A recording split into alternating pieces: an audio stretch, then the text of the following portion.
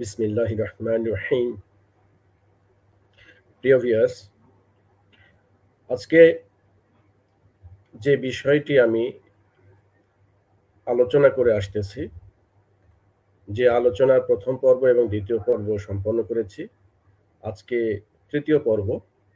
সে আলোচনাটি হচ্ছে ইসলামী বিশ্বে সবথেকে বেশি আলোচিত ও সমালোচিত যে বিষয়টি, সেটি হচ্ছে ইসলামের যুদ্ধবন্দী দাসীর সাথে দৈহিক সহবতের গল্প। আমি এটাকে গল্পই বলছি, কারণ এটার বাস্তবতা এখন প্রশ্নবিদ্ধ। কারণ কোরআনের কোরআনের মাধ্যমে এই দাবিটি, এই হাদিসটি পুরোপুরিভাবে মিথ্যা প্রমাণিত হয়েছে। আজকে এই পর্বে মূলত মা মালাকাত আইমানুকুম বলতে প্রকৃতপক্ষে কাদেরকে বোঝায়, তারা কারা, তাদের পরিচয় কি, এ বিষয়গুলি প্রাধান্য পাবে। তো আমরা সময় ক্ষেপণ না করে সরাসরি আলোচনায় যাচ্ছি। তো প্রথমত আমি যে হাদিসটি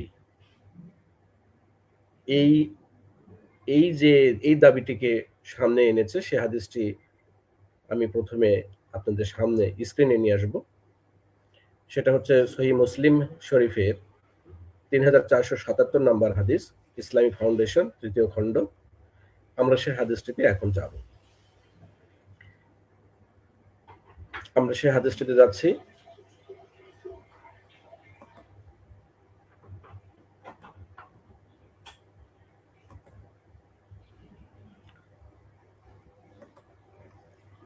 এক মিনিট, আমি হাদিসটিতে একটু সময় নিচ্ছে।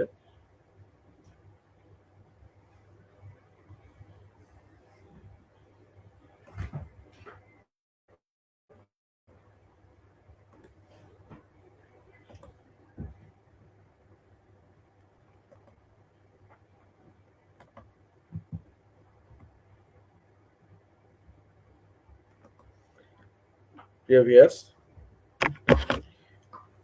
ইসলামী ফাউন্ডেশন, তৃতীয় খণ্ড, হাদিস নাম্বার 3477।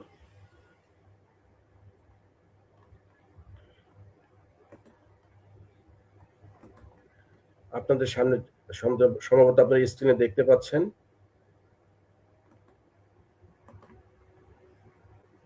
হাদিসটি চলে আসছে, আশা করি দেখতে পাচ্ছেন। এই যে সে হাদিস, 3477 নম্বর হাদিস। এখানে বলা হয়েছে, আবু সাইদ খুদরি রাদিয়াল্লাহু আনহু থেকে বর্ণিত যে রাসূল সাল্লাল্লাহু আলাইহি ওয়াসাল্লাম হুনাইনের যুদ্ধের সময়, আমি আবারও বলছি, হুনাইনের যুদ্ধের সময় আওতাসের দিকে একটি বাহিনী পাঠান। তারা শত্রু দলের মুখোমুখি হয় এবং তাদের সাথে যুদ্ধ করে জয়লাভ করে। তাদের অনেক কয়েদি তাদের হস্তগত হয়। কয়েদি বলতে যুদ্ধবন্দী দাসী বা যুদ্ধবন্দী দাসী। এদের মধ্য থেকে দাসীদের সাথে সহবাস করা রাসূল সাল্লাল্লাহু আলাইহি ওয়াসাল্লামের কয়েকজন সাহাবী যেন নাজায়েজ মনে করলেন, তাদের মুশরিক স্বামী বর্তমান থাকার কারণে। এরই পরিপ্রেক্ষিতে, অর্থাৎ এই ঘটনার পরিপ্রেক্ষিতে আল্লাহ তাআলা অবতীর্ণ করেন সূরা নিসার 24 নম্বর আয়াত, যে আয়াতের অনুবাদটি হচ্ছে এই, এবং নারীর মধ্যে তোমাদের অধিকারভুক্ত দাসী ব্যতীত সকল সধবা অর্থাৎ বিবাহিতা নারী তোমাদের জন্য নিষিদ্ধ। অর্থাৎ তারা তোমাদের জন্য হালাল যখন তারা তাদের ইদ্যত পূর্ণ করে নিবে। তার মানে এখানে বোঝানো হচ্ছে, যদিও এখানে কিন্তু স্পষ্ট করে বলা হচ্ছে না কিসের জন্য নিষিদ্ধ, কিন্তু এটাকে দাবি করা হয়েছে যে এটা শারীরিক সম্পর্কের জন্য বিবাহিতা স্ত্রীদের সঙ্গে নিষিদ্ধ, কিন্তু যারা যুদ্ধবন্দী দাসী তাদের সঙ্গে শারীরিক সম্পর্ক ইসলামে বৈধ বলা হয়েছে। আসলে কি বিষয়টা সত্য, এটা আদৌ সত্য কিনা সেটাই আমরা দেখব।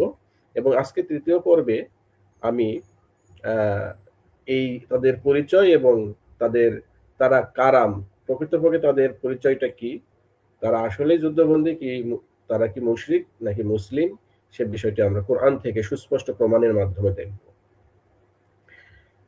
আচ্ছা, তাহলে আমরা এই হাদিসের আলোকে সূরা নিসার ২৪ নম্বর আয়াতে যাব এবং একই সঙ্গে আমরা তাফসিরে ইবনে কাসির যেটাকে উপস্থাপন করা হয় সেইটাও সামনে আনব।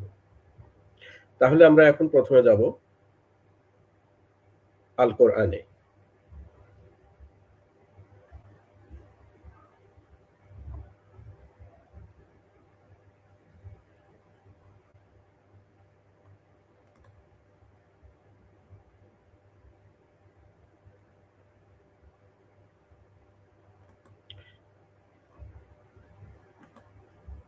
হ্যাঁ, আমরা আল কোরআনে চলে আসতেছি সূরা নিসার ২৪ নম্বর আয়াতে।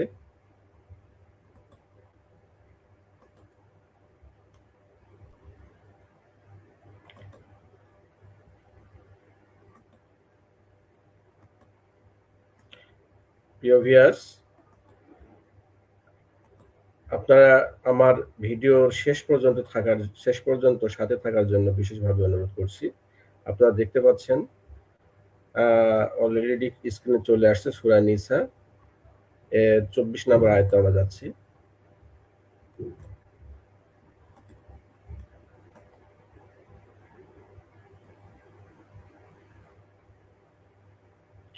চব্বিশ নম্বর আয়াত চলে আসছে। ২৪ নম্বর আয়াত। এখানে বলা হয়েছে ওয়াল মুহসানাতু মিনান নিসাই ইল্লা মা মালাকাত আইমানুকুম, অর্থাৎ নারীদের মধ্যে বিবাহিতাগণ ব্যতীত, বিবাহিতগণ নিষিদ্ধ। এখানে নিষিদ্ধ কথাটা কিন্তু হারাম, সে হারাম শব্দটি কিন্তু এখানে নেই। আর হারাম শব্দটি এখানে না থাকলে কোনো অনুবাদই হবে না, কোনো অর্থই প্রকাশ পাবে না। তাহলে এটা সেই প্রেক্ষিতে কিভাবে নাজিল হলো? এবং এখানে ওয়া শব্দ আছে যেটার অর্থ হচ্ছে এবং। তো এবং দিয়ে কি কোনো বাক্য শুরু হয়? এবং তার ওয়ার উপর আছে যজম। যারা আরবি মোটামুটি জানে তারাও জানে বিষয়টি যে যজম কেন থাকে। অর্থাৎ তার পূর্বেও কিন্তু বক্তব্য আছে। ওই বক্তব্য অর্থাৎ তার এই ওয়ার সামনেও কিন্তু আরবি আয়াত আছে এবং ওই আয়াতের যে শেষ অক্ষর, সেই শব্দের শেষ অক্ষরটির সঙ্গে এই ওয়া দুইবার উচ্চারিত হবে। অর্থাৎ এটি বক্তব্যের শুরু নয়, বরং এর পূর্বেও বক্তব্য আছে। তো এটি হচ্ছে সূরা নিসার এই ২৪ নম্বর আয়াতের পূর্ববর্তী যে আয়াত ২৩ নম্বর আয়াতের অংশ। অর্থাৎ এটা ওই প্রেক্ষিতে যে ঘটনার প্রেক্ষিতে দাবি করা হয়েছে বা অপপ্রচার করা হয়েছে সেটা প্রেক্ষিতে এটা নাজিলকৃত নয়। আমরা সেটা প্রমাণে যাচ্ছি। তো এখানে হারাম শব্দটি নেই এবং হারাম শব্দটি না থাকার কারণে কোনো অর্থই এখানে হবে না। যেমন এবং নারীদের মধ্যে বিবাহিতাগণ মা মালাকাত আইমানুকুম ব্যতীত। তাহলে এখানে কোনো অর্থ প্রকাশ পাইল? এরপরে বলা হয়েছে কিতাবাল্লাহি আলাইকুম, অর্থাৎ আল্লাহ তোমাদের উপর এটি বিধান করে দিয়েছেন। তাহলে কি বিধান করে দিয়েছেন? এখানে কিন্তু বোঝার কোনো উপায় নেই। এখন আসুন, তা হারাম শব্দটি কোথায় আছে? এর অনুবাদে কিন্তু আবার বলা সকল নারী, আমরা তাইসুল কোরআন থেকে যদি পড়ি, নারীদের মধ্যে বিবাহ বন্ধনে আবদ্ধ নারীগণও তোমাদের জন্য নিষিদ্ধ। এখানে কিন্তু নিষিদ্ধ কথাটা আসছে। কেন আসছে? যে এই নিষিদ্ধ কথাটা আছে কোথায়? এটা সূরা নিসার ২৩ নম্বর আয়াতে, অর্থাৎ ২৪ নম্বর আয়াতের আগের আয়াত। সেই আয়াতের শুরুতেই কিন্তু এই হারাম শব্দটি আছে। ওই হারাম শব্দ দিয়েই কিন্তু যে সমস্ত নারীদেরকে উল্লেখ করা হয়েছে ২৩ এবং ২৪ নম্বর আয়াতে, তাদেরকে হারাম বলে ঘোষণা করা হয়েছে। সেইটাই এই কারণে নিষিদ্ধ কথাটা অনুবাদে আসছে। তাতে বোঝা যাচ্ছে কি যে আয়াত কিন্তু অনুবাদে কিন্তু ভুল নেই, বাট অনুবাদকে ভুলভাবে উপস্থাপন করা হয়েছে। আপনি দেখবেন বিভিন্ন অনুবাদে অধিকারভুক্ত দাসী কথাটা থাকে কিন্তু যুদ্ধবন্দী কথাটা থাকে না। অনেক সময় বর্তমানের যে যারা তাফসির কারক বা অনুবাদক তারা কিন্তু ব্র্যাকেটের মধ্যে যুদ্ধবন্দী কথাটা লিখে রাখেন। তো দেখি তাহলে হারাম শব্দটি দিয়ে কি বোঝানো হয়েছে। 23 নম্বর আয়াতে আমরা যাচ্ছি। এই যে এখানে হারাম, 23 নম্বর আয়াত, হুররিমাত মানে হারাম করা হয়েছে, আলাইকুম তোমাদের উপরে হারাম করা হয়েছে। কাকে কাকে হারাম করা হয়েছে এটা একটা বিশাল তালিকা দেওয়া আছে, একদম 24 নম্বর আয়াত পর্যন্ত, 24 নম্বর আয়াতের এই পর্যন্ত। এবং পরে বলা হয়েছে কিতাবাল্লাহি আলাইকুম, অর্থাৎ এটা আল্লাহ তোমাদের উপর বিধিবদ্ধ করে দিয়েছেন। তো এখানে কাদের কাদের নাম আছে সেটা আমরা যদি এখানে একটু পড়ি তাহলে জানতে পারবো। এখানে অনুবাদে বলা হয়েছে 23 নম্বর আয়াত, তোমাদের উপর হারাম করা হয়েছে তোমাদের মাতাদেরকে, তোমাদের মেয়েদেরকে, তোমাদের বোনদেরকে, তোমাদের প্রভুদেরকে, এইভাবে লাস্টে কোথায় চলে আসছে যে এবং, এই যে ওয়া, এবং নারীদের মধ্যে যারা বিবাহিত নারী তারা হারাম, কিন্তু মানে ব্যতীতকে মা মালাকাত আইমানুকুম, এই মা মালাকাত আইমানুকুম ছাড়া তারা হারাম, আর মা মালাকাত আইমানুকুম হালাল। তাই হালালটা কিসের জন্য? নাস্তিকরা বা বই পুস্তকে বা আলেম ওলামারা অন্ধবিশ্বাসে যেটা অপপ্রচার চালিয়ে থাকে সেটা হচ্ছে যে এই যুদ্ধবন্দী দাসীদের সাথে শারীরিক সম্পর্ককে বৈধ করা হয়েছে, হালাল করা হয়েছে। আসলে এখানে কি বলা হয়েছে যে বিবাহের প্রসঙ্গে এই আয়াতটি নাজিল হয়েছে, অর্থাৎ 22 নম্বর আয়াত, 23 নম্বর আয়াত, 24 নম্বর আয়াত এবং 25 নম্বর আয়াত, এই 4টি আয়াত বিবাহ সম্পর্কে বলা হয়েছে। তাহলে আমরা এটার কি প্রমাণ আছে যে বিবাহ সম্পর্কে বলা হয়েছে? এই 24 নম্বর আয়াতে বলা হচ্ছে যে যারা বিবাহিতা নারী তাদেরকে বিয়ে করা হারাম, কিন্তু যারা অধিকারভুক্ত, এই অধিকারভুক্ত কিন্তু যুদ্ধবন্দীকে বুঝায় না, কাকে বুঝায় সেটাও আমরা প্রমাণে চলে যাব যে কাকে বুঝায়। তার এই অধিকারভুক্ত নারী যারা মা মালাকাত আইমানুকুম যাদেরকে বলা হয় তাদেরকে বিয়ে করা বৈধ বলা হয়েছে। হ্যাঁ, তাদেরকে বিয়ে করা বৈধ বলা হয়েছে। এখন এটা যে বিয়ে সম্পর্কে আয়াতটা নাজিল হয়েছে সেটা প্রমাণে আমরা চলে যাচ্ছি। এটা প্রমাণ হচ্ছে এই 23 নম্বর আয়াতটি আবার 22 নম্বর আয়াতের পরিপ্রেক্ষিতে নাজিল হয়েছে। এখানে 22 নম্বর আয়াতে বলা হয়েছে, আর তোমরা বিবাহ করো না নারীদের মধ্যে থেকে যাদেরকে বিবাহ করেছে তোমাদের পিতৃপুরুষগণ। অর্থাৎ একসময় এ ধরনের একটা অপসংস্কৃতি চালু ছিল যেখানে পিতৃপুরুষগণ মারা গেলে তাদের স্ত্রীদেরকে সন্তান তুল্য যারা ছেলে সন্তান তারা বিবাহ করত। তো ইসলাম সেটাকে নিষিদ্ধ করেছে এবং সেটা যে একটা অশ্লীলতা এবং ঘৃণ্য বিষয় ছিল সেটাই আর কি উল্লেখ করেছে ইসলাম। আল্লাহ পাক কি বলছেন যে আর তোমরা বিবাহ করো না নারীদের মধ্য থেকে যাদেরকে বিবাহ করেছে তোমাদের পিতৃপুরুষগণ, তবে পূর্বে যা সংঘটিত হয়েছে তা ক্ষমা করা হলো। অর্থাৎ সেটা হয়েছে, সেটা হয়েই গেছে, সেটা অতীত। নিশ্চয়ই সেটা হলো অশ্লীলতা ও ঘৃণিত বিষয় এবং নিকৃষ্ট পথ। এখন এই আয়াতের প্রেক্ষিতেই এই 23 নম্বর আয়াতটি নাজিল করা হয়েছে যে আর কোন কোন নারীকে বিয়ে করা নিষেধ সে বিষয়ে বলা হয়েছে যে হুররিমাত হারাম করা হয়েছে আলাইকুম তোমাদের উপরে, উম্মাহাতুকুম ওয়া বানাতুকুম, এইভাবে পুরো একটা তালিকা দেওয়া হয়েছে কে কে হারাম। এবং সেটা কোথায় গিয়ে ঠেকেছে? এই পর্যন্ত যে নারীদের মধ্যে বিবাহিত নারীগণ তোমাদের জন্য হারাম, তবে মানে ব্যতীতকে মা মালাকাত আইমানুকুম, অর্থাৎ এদেরকে বিবাহ করা যাবে। হ্যাঁ, এরপরে বলা হয়েছে যে আল্লাহ তোমাদের উপর এটা বিধিবদ্ধ করেছেন। বুঝতে পেরেছেন? আচ্ছা, এরপরে দেখেন এরা যে কি, এদের পরিচয়টা কি সেটা আমরা, এদেরকে বিবাহ যে করা যায় সে কথাটা কোথায় বলা হয়েছে আমরা আসি তাহলে 25 নম্বর আয়াতে। এই যে পরবর্তী আয়াত 25 নম্বর আয়াতে বলা হয়েছে কি যে, অনুবাদে যাচ্ছি, আর তোমাদের মধ্যে যে ব্যক্তি স্বাধীন মুমিন নারীদেরকে বিবাহ করার সামর্থ্য রাখে না সে তোমাদের মুমিন দাসীদের মধ্য থেকে তোমাদের হাত যাদের মালিক হয়েছে তাদের কাউকে বিয়ে করবে। আচ্ছা, অন্য একটা অনুবাদ থেকে আমরা পড়ি, তাইসুল কোরআন, তোমাদের যে ব্যক্তির স্বাধীনা মুমিন নারী বিবাহের ক্ষমতা না থাকে সে যেন তোমাদের অধীনস্থ মুমিনা দাসী বিবাহ করে এবং আল্লাহ বিশেষ রূপে তোমাদের ঈমানকে জানেন। আচ্ছা, এটা পরবর্তীতে আসতেছি। এখানে আরেকটা অনুবাদ আছে। এই অনুবাদে কি বলেছে মুফতি তকি উসমানী, উনি কি বলছেন, তোমাদের মধ্যে যারা স্বাধীন মুসলিম নারীদের বিবাহ করার সামর্থ্য রাখে না, তারা তোমাদের অধিকারভুক্ত মুসলিম দাসীদেরকে বিবাহ করতে পারে।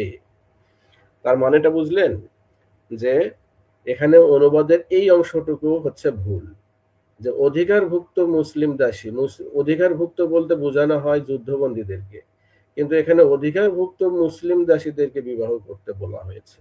তো মুসলিম দাসী কোনো অধিকারভুক্ত হতে পারে? এর কোনো সুযোগ আছে? এর এখানে কি তারা কি যুদ্ধবন্দী হতে পারে মুসলিম দাসী? আচ্ছা, তাহলে এখানে আমরা তাহলে আয়াতে যাই। তা কাকে বিয়ে করতে বলা হয়েছে প্রকৃতপক্ষে, সেটা আমরা আরবি আয়াতেই দেখতে পাবো। এখানে বলা হয়েছে ওয়ামান লাম ইয়াস্তাতি মিনকুম তাওলান আইয়ানকিহাল মুহসানাতিল মুমিনাতি, অর্থাৎ তোমাদের মধ্যে যাদের স্বাধীন মুসলিম নারী বিবাহ করার সামর্থ্য নেই, তারা কাকে বিয়ে করবে সেই কথাটা এই যে এখান থেকে শুরু হয়েছে। ফা শব্দের অর্থ হচ্ছে অতএব, তাহলে, বা সুতরাং, মিন মানে মধ্য হতে, তাহলে অর্থ হচ্ছে ফা মিন অর্থ হচ্ছে তাহলে মধ্য থেকে, কার মধ্য থেকে বিয়ে করবে, মা মালাকাত আইমানুকুম। এখানে সুস্পষ্ট ভাবে বলা আছে যে মা মালাকাত আইমানুকুমদের মধ্য থেকে তাহলে বিয়ে করবে। বুঝতে পেরেছেন? এখন এদের পরিচয় কি, এরা কারা, সে পরিচয়টা আল্লাহ পাক এখানে দিয়েছেন। আবার বলা হয়েছে মিন, মিন মানে মধ্য হতে, মিন ফাতায়াতিকুমুল মুমিনা, অর্থাৎ তোমাদের যে মুমিন দাসী আছে তাদের মধ্য থেকে যাদেরকে তোমরা অধিকারভুক্ত করেছো তাদেরকে বিয়ে করো। তার মানে কি, যে এখানে বুলাই ফেলেছে অনুবাদে, দেখতেছে যেহেতু মা মালাকাত আইমানুকে বিয়ে করতে বলা হয়েছে, অথচ এরা তো যুদ্ধবন্দী মুশরিক নারী। আবার ফির এখানে মুসলিম বলা আছে যে ফাতায়েতে মুমিনা, তো সবগুলো তারা করেছে কি একসঙ্গে এক জায়গায় করে একটা হযবরল একটা অনুবাদ করে দিয়েছে এখানে, যে তোমাদের অধিকারভুক্ত মুসলিম দাসীকে বিয়ে করো। আসলে কোনো মুসলিম দাসীকে বিয়ে করতে বলা হয় নাই, বলা হয়েছে যে মুসলিম দাসীদের মধ্য থেকে যাদেরকে অধিকারভুক্ত করা, অধিকারে আবদ্ধ করা হয়েছে, সেই মা মালাকাত আইমানুকুমদেরকেই বিয়ে করতে বলা হয়েছে সরাসরি। বুঝতে পেরেছেন? অর্থাৎ যে কথাটা এখানে 24 নাম্বার আয়াতে যে বলা হলো, যে এখানে ইল্লা মা মালাকাত আইমানুকুম, অর্থাৎ মা মালাকাত আইমানুকুমদের এরা কিন্তু হারাম নয়। কিসের জন্য হারাম নয়? বিবাহের জন্য হারাম নয়। বুঝতে পেরেছেন? সেই কথাটাই এখানে বলা হচ্ছে 25 নম্বর আয়াতে, যে তোমরা যাদের সামর্থ্য নেই স্বাধীন মুসলিম নারীকে বিবাহ করা, তারা বিবাহ করবে কোথা থেকে? এই যে মা মালাকাত আইমানুকুম, এদেরকে বিবাহ করবে। এবং এদের পরিচয় কি আর আসছে কোথা থেকে? যে তোমাদের যে মুসলিম দাসী আছে সেই মুসলিম দাসীদের মধ্যে থেকে। মুসলিম দাসী কারা? যারা তাদের বাসায় কাজকর্ম খায়, খায় দায় থাকে ও পরে, এই মুসলিম দাসী। কিংবা যারা কৃতদাসী ছিল, ওই সমাজে কৃতদাসী দাস দাসী বিক্রি হতো মুশরিক সমাজে, তো ইসলাম তাদেরকে ক্রয় করে নেওয়ার বিধান দিয়েছে যাতে তাদেরকে আজাদ করে দেওয়া হয়, এবং ইসলামী পরিবেশে এসে তারা যেন মুসলমান হওয়ার একটা সুযোগ পায় বা ইসলামকে জানতে পারে, বুঝতে পারে। তো পরবর্তীতে অনেকেই ইসলাম গ্রহণ করেছে, তারাও কিন্তু ফাতায়েতুল মুমিনার অন্তর্ভুক্ত। কিন্তু যারা মুসলিম হয়নি এরা কিন্তু ফাতায়েতুল মুশরিকা, মুশরিকার অন্তর্ভুক্ত। অর্থাৎ দাসীদের মধ্যে কিন্তু মুসলিম অমুসলিম আছে। আবারও বলছি, কথাটা বোঝার চেষ্টা করুন। দাসীদের মধ্যে মুসলিম দাসীও আছে, অমুসলিম দাসীও আছে। কিন্তু যখন মুসলিম দাসী থেকে অধিকারভুক্ত করা হয়, অর্থাৎ মা মালাকাত আইমানুকুম করা হয়, তারা কিন্তু মুসলিম, 100% মুসলিম ছাড়া কাউকে অধিকারভুক্ত করা যাবে না। অমুসলিম নারীকে বিবাহ করা যেমন হারাম ইসলামে, তেমনি অমুসলিম নারীকে অধিকারভুক্ত করাও হারাম। এখানে এই কারণে সুস্পষ্টভাবে আল্লাহ পাক বলে দিয়েছে যে তাদের পরিচয়টা কি, যে মিন ফাতায়াতি কুমুল মুমিনা, অর্থাৎ তোমাদের মুমিন যে দাসী আছে তাদের মধ্য থেকে যাদেরকে অধিকারে আবদ্ধ করা হয়েছে তাদের মধ্য থেকে বিবাহ করো। আচ্ছা, অধিকারে আবদ্ধ বলতে কি বোঝায়, এটা একটা বিষয়।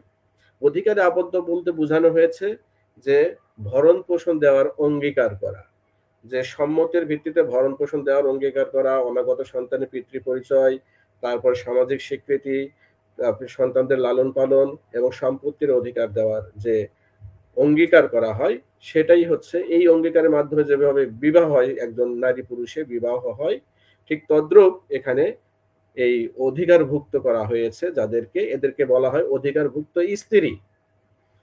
অর্থাৎ এরা পূর্ণ স্ত্রী নয়, এরা হচ্ছে সেমি ওয়াইফ। হ্যাঁ, কারণ কি, এদের দেনমোহরের বিধান নেই ইসলামে।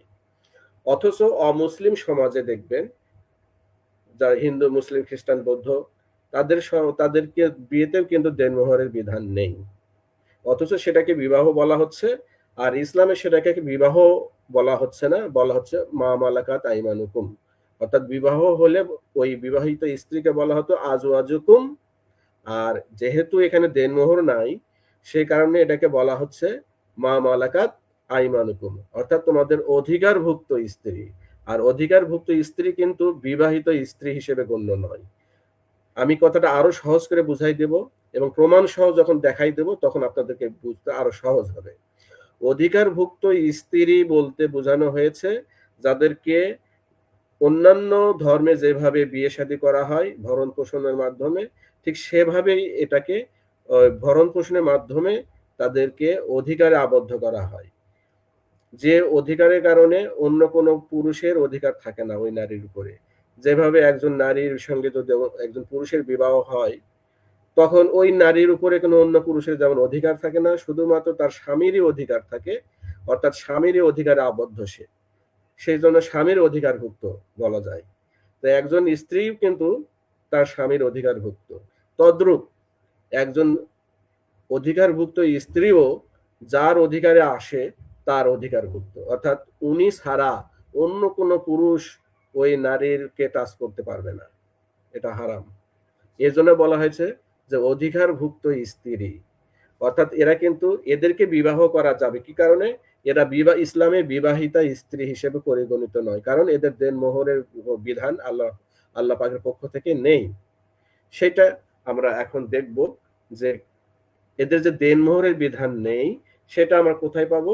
সূরা আহজাবের 50 নম্বর আয়াত। এই যে সূরা আহজাব এর 50 নম্বর আয়াতে আমরা যদি যাই,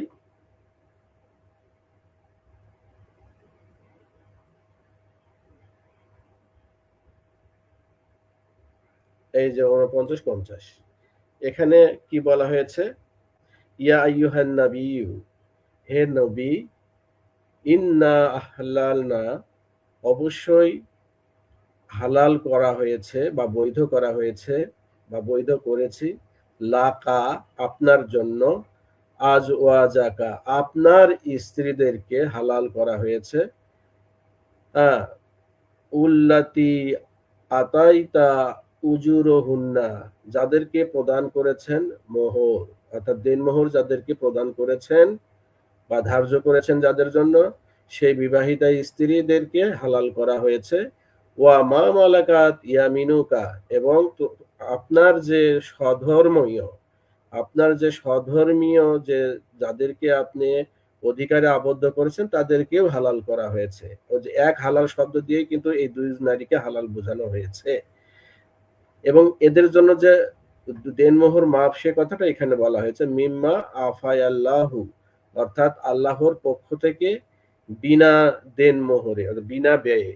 এখানে যে ফাই শব্দ, আফায়া, আফায়া, এখানে যে ফাই শব্দটি আছে, এই ফাই শব্দের অর্থ হচ্ছে বিনামূল্যে, অর্থাৎ যেটার জন্য পয়সা খরচ করতে হয় না, অর্থাৎ বিনা পয়সায় বা বিনামূল্যে বিনা পরিশোধে যা পাওয়া যায়। এখানে ফাই বললে আমরা যেমন ফাও বলি, ফাও অর্থাৎ যেটা অর্থ লাগে না, পয়সা খরচ হয় না, সেটা যেহেতু দেনমোহর একটি অর্থের ব্যয়, এটা পরিশোধ করতে হয়, সেজন্য আল্লাহ পাক বলতেছে মিম্মা আফায় আল্লাহু, অর্থাৎ আল্লাহর পক্ষ থেকে বিনা দেনমোহরে, বিনা ব্যয়ে আপনার যে এই মা মালাকাত আইমানুকুম, যাদেরকে আপনি অধিকার আবদ্ধ করেছেন তাদেরকেও হালাল করা হয়েছে। বুঝতে পেরেছেন? যদিও এখানে অপব্যাখ্যা করা হয়েছে যে গনিমতের মাল দাবি করা হয়। হ্যাঁ, কিন্তু আসলে এখানে গনিমত একটা আরবি শব্দ, যেটা এখানে নেই, এই আয়াতে কোথাও গনিমত শব্দটি নেই।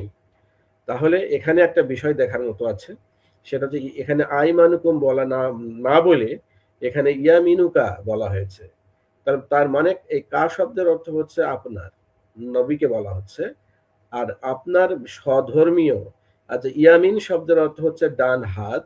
যখন কোনো ব্যক্তিকে বোঝানো হবে তখন হবে সে ডানপন্থী, অর্থাৎ ডানপন্থী বলতে বোঝানো হচ্ছে, যেহেতু ইয়ামিনু কা আপনার ডানপন্থী, অর্থাৎ আপনার স্বধর্মীয়, অর্থাৎ আপনার ধর্মীয় কোনটি, আপনার মুসলিম নারী, আপনার যে মুসলিম মুসলিম যাকে আপনি অধিকারভুক্ত করেছেন তাকে হালাল করা হয়েছে বিনা দেনমোহরে।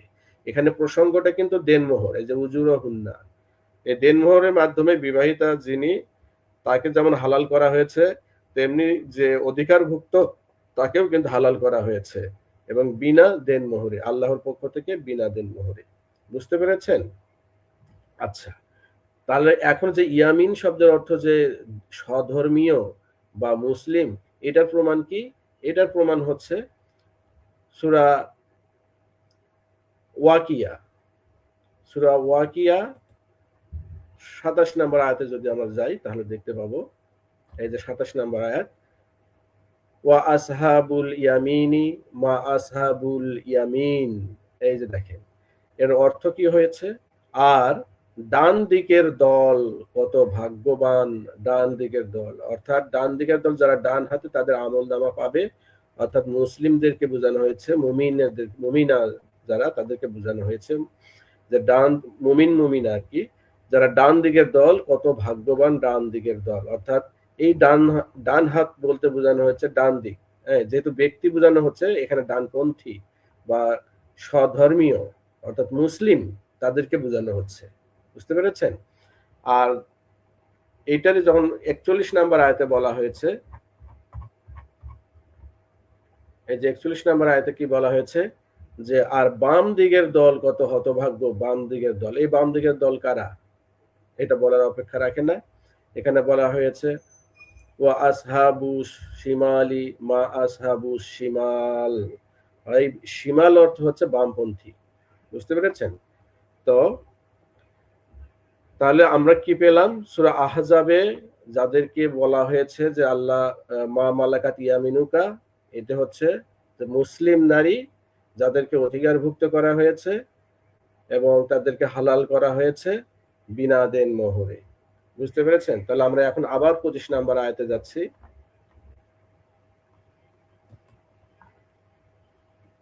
তারা যে আরো মুসলিম, অসংখ্য প্রমাণ আছে, অসংখ্য।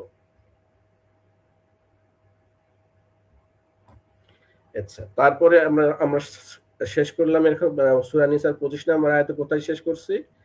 এই যে এখান থেকে মিন ফাতাইতিকুমুল মুমিনা, তাই না? এরপর কি বলা হয়েছে দেখুন। আল্লাহ পাক বলতেছে ওয়াল্লাহু আলামু বিঈমানিকুম বা'দাকুম মিন বাদি, অর্থাৎ আল্লাহ পাক অবগত আছেন তোমাদের একে অপরের ঈমান সম্পর্কে, অর্থাৎ ইমানদার ইমান ইমানদার মুমিনা নারী দাসী হলেও তার অনেক সে অনেক কি অনেক মূল্যবান ইসলামে। সুতরাং এখানে বিবাহ হতে কোনো আপত্তি নেই, কারণ আল্লাহ পাক বলতেছে যে আল্লাহ তাদের একে অপরের ঈমান সম্পর্কে অবগত, অর্থাৎ তারা দুজনেই মুসলিম। সুতরাং এখানে বিবাহ হতে কোনো সমস্যা নেই। তারপরে বলা হয়েছে কি, ফানকিহুহুন্না বিইজনি আহলিহিন্না, অর্থাৎ ওই যে নারীদের যে আহাল, অর্থাৎ তাদের যে পরিবারের লোকজন বা আত্মীয় স্বজনদের অনুমতি নিয়ে তাদেরকে বিয়ে করো। বুঝতে পেরেছেন? অর্থাৎ ফানকিহুহুন্না, অর্থাৎ সুতরাং তাদেরকে বিয়ে করো বিইজনি, অনুমতি সাপেক্ষে, কার? আহলিহিন্না, হিন্না মানে ওই নারীবাচক শব্দ, ওই নারীদের যারা আহাল, তাদের যে অভিভাবক আছে তাদের সঙ্গে, হ্যাঁ তাদের সঙ্গে তাদের অনুমতি নিয়ে, অনুমতি সাপেক্ষে তাদেরকে বিয়ে করো। তাহলে কাকে বিয়ে করতে বলা হচ্ছে? মা মালাকাত আইমানুকুম যারা, তাদেরকে বিয়ে করতে বলা হচ্ছে। এবং এটা যদি যুদ্ধবন্দী হতো তাহলে কি আল্লাহ পাক এই কঠিন করে দিতেন যে এদের অভিভাবক কোথায়, কোন দেশে, কারা কোথায়, তাদের ঠিকানার কোনো খোঁজ খবর নাই, তাদের এবং তারাই কি তাদেরকে বিয়ে দিবে? যাদের সন্তানদেরকে উঠে নিয়ে আসা হয়েছে, তাদের বউ বাচ্চাদেরকে উঠে নিয়ে আসা হয়েছে, মানে এটা আর কি কথার কথা বলা হচ্ছে যে তারা কি তাদের পারমিশন নিতে গেলে তারা বিয়ে দিবে মুসলমানদের সঙ্গে? এমনিতেও তাদেরকে উঠে নিয়ে আসা হয়েছে। তাহলে আল্লাহ কি মানে কিছুই বোঝেন না? নাউজুবিল্লাহ। তাহলে এখানে যে দাবিগুলো এতদিন অপপ্রচার করা হয়েছে যুগ যুগ ধরে, সম্পূর্ণ মিথ্যা, বানোয়াট। এখানে আল্লাহ পাক এই মুসলিম নারী, এদেরকে বলা হচ্ছে তাদের অভিভাবক যারা আছেন তাদেরকে বিবাহ করো। যে যে নারী ক্রীতদাসী থেকে পরবর্তীতে মুসলিম হয়েছে, ওই নারীর ওই মুসলিম হওয়ার পরে তার ফিরে যাওয়ার কোনো স্থান নেই। তাকে তো এই অধিকারভুক্ত করে তার যে একটা অবলম্বন, সে অবলম্বনের ব্যবস্থা করা হয়েছে। সেক্ষেত্রে যে কোনো মুসলিম তার অভিভাবক বা তারা আত্মীয় স্বজন হিসেবে তার এই অনুমতি দিতে পারে এই বিয়ের। আচ্ছা, তারপরে কি বলা হয়েছে যে তোমরা একে অন্যের থেকে, সুতরাং তোমরা তাদেরকে তাদের মালিকের অনুমতি, মালিক না, এখানে এখানে মালিক কথাটা না আসবে, এখানে যদিও অনুবাদে মালিক কথা বলা হয়েছে, আর আহাল শব্দের অর্থ কিন্তু মালিক না। মালিক কি শব্দের অর্থ মালিক, হ্যাঁ, কিন্তু আহাল শব্দের অর্থ হচ্ছে পরিবারের লোকজন বা আত্মীয় স্বজন। বিবাহ করো এবং ন্যায়সঙ্গত তাদেরকে তাদের মোহর দিয়ে দাও। এই যে যেহেতু ইসলামে নিয়মে তাদের বিয়ে হবে, যেহেতু ইসলাম, তারা তো মুসলিম, সেহেতু এখানে মোহর দিয়ে তাদেরকে বিয়ে করতে হবে। বুঝতে পেরেছেন? এমন অবস্থা যে তারা কোনো সতীসাধী, ব্যভিচারিণী কিংবা গোপন সঙ্গী গ্রহণকারী নয়। হ্যাঁ, অতঃপর যখন তারা বিবাহিত হবে তখন যদি ব্যভিচারে লিপ্ত হয় তাহলে তাদের উপর স্বাধীন নারী অর্ধেক আজাদ। আচ্ছা, এগুলো পরবর্তী আলোচনা। তাহলে আমরা কি পাইলাম? যে তারা যে মুসলিম এটা আল্লাহ অবগত আছেন, এবং তাদের পরিবারের যে সদস্যদের অনুমতি নিয়ে তাদেরকে বিবাহের কথা বলা হয়েছে। তাহলে এখন বুঝুন যে সূরা বাকারার 221 নম্বর আয়াতে যদি যান তাহলে দেখতে পাবেন যে মুসলিমদেরকে বলা হয়েছে, নির্দেশ দেওয়া হয়েছে যে কোনোভাবেই মুশরিক নারীদেরকে বিবাহ করা যাবে না যতক্ষণ পর্যন্ত না তারা ইসলাম গ্রহণ করে। ঠিক একইভাবে মুসলিম পুরুষদেরকেও বিবাহ করা যাবে, মুশরিক পুরুষদেরকে বিবাহ করা যাবে না যতক্ষণ না তারা ইসলাম গ্রহণ করে। বুঝতে পেরেছেন?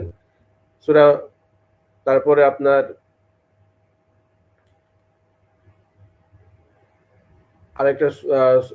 আরেকটা কি সূরা যেন 10 নম্বর আয়াতে বলা হয়েছে, সেখানেও আর কি মুশরিক নারীদেরকে বিবাহ করতে নিষেধ করা হয়েছে। আচ্ছা, আমি ওই সূরাটার নামটা ভুলে গেছি।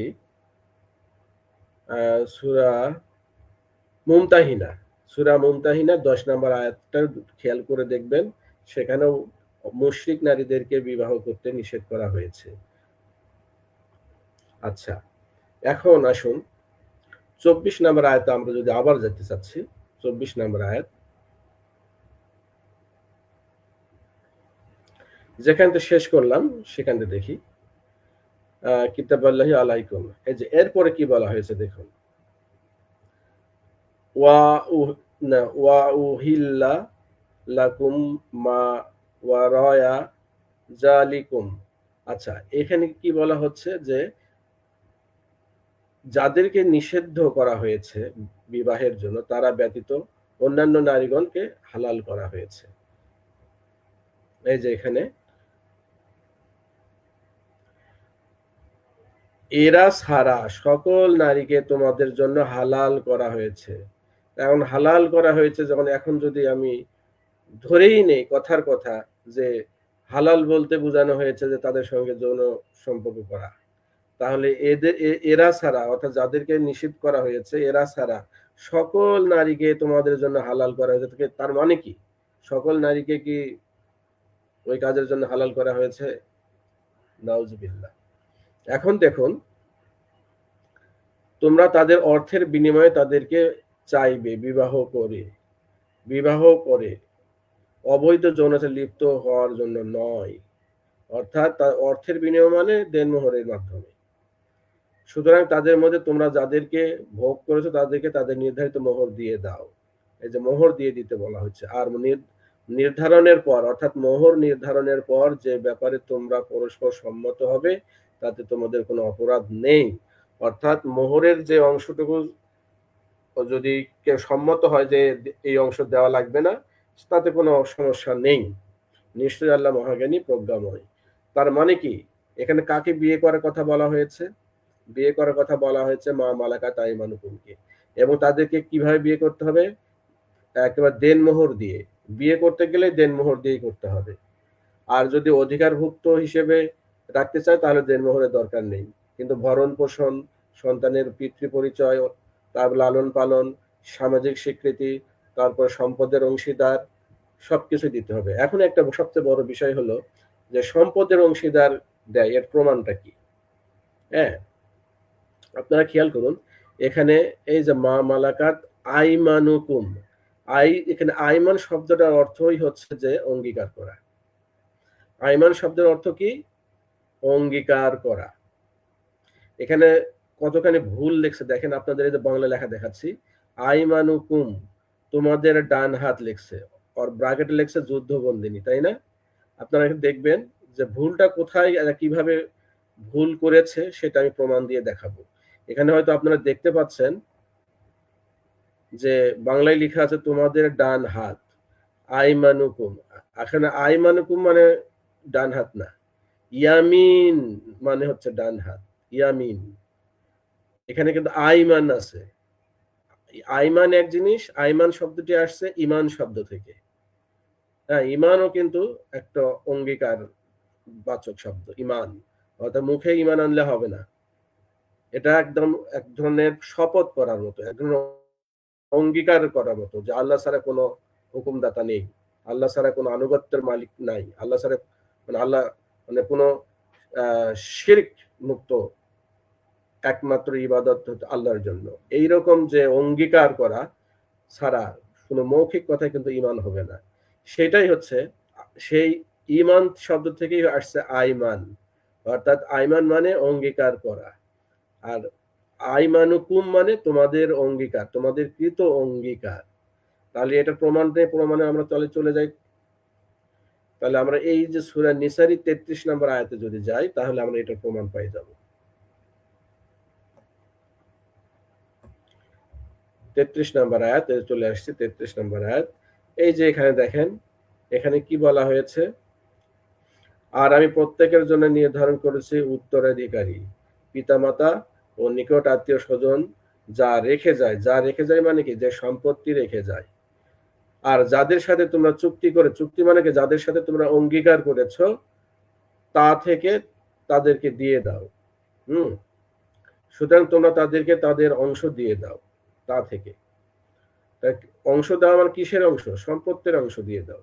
নিশ্চয়ই আল্লাহ সবকিছুর উপর সাক্ষী। এই যে এখানে দেখুন আইমানুকুম, দেখতে পাচ্ছেন? ওখানে লেখা দেখলেন যে আইমানুকুম সব লেখছে তোমাদের ডান হাত, আবার এখানে দেখেন কি লেখছে? তোমাদের অঙ্গীকার। বুঝতে পেরেছেন? মানে যারা অনুবাদক এরাও যে ভুল ভাল লেখে তার প্রমাণ আপনারা পাচ্ছেন। একই কথায় আইমানুকুম, ওখানে লেখছে তোমাদের আর ডান হাত, আবার এখানে লেখছে তোমাদের অঙ্গীকার। আইমানুকুম মানে যে অঙ্গীকার, অসংখ্য প্রমাণ আছে। যেমন তাহলে আইমানুকুম মানে অঙ্গীকার কাকে বলা হচ্ছে? যে যাদের সঙ্গে তোমরা অঙ্গীকার করেছো তাদেরকে তাদের সম্পত্তির অংশ দিয়ে দাও। বুঝতে পেরেছেন? অর্থাৎ এটা হচ্ছে মালিকানা, মালিকানা, আর তার মালিকানা সূত্রে আর কি এই আয়াতটা নাজিল করা।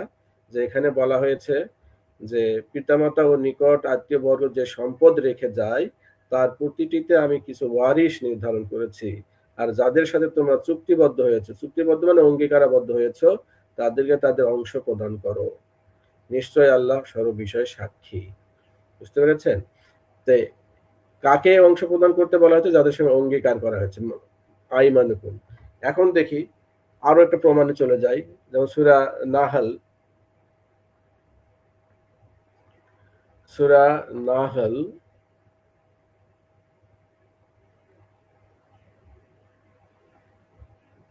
এই যে সূরা নাহল 16 নম্বর সূরা 71 নম্বর আয়াত।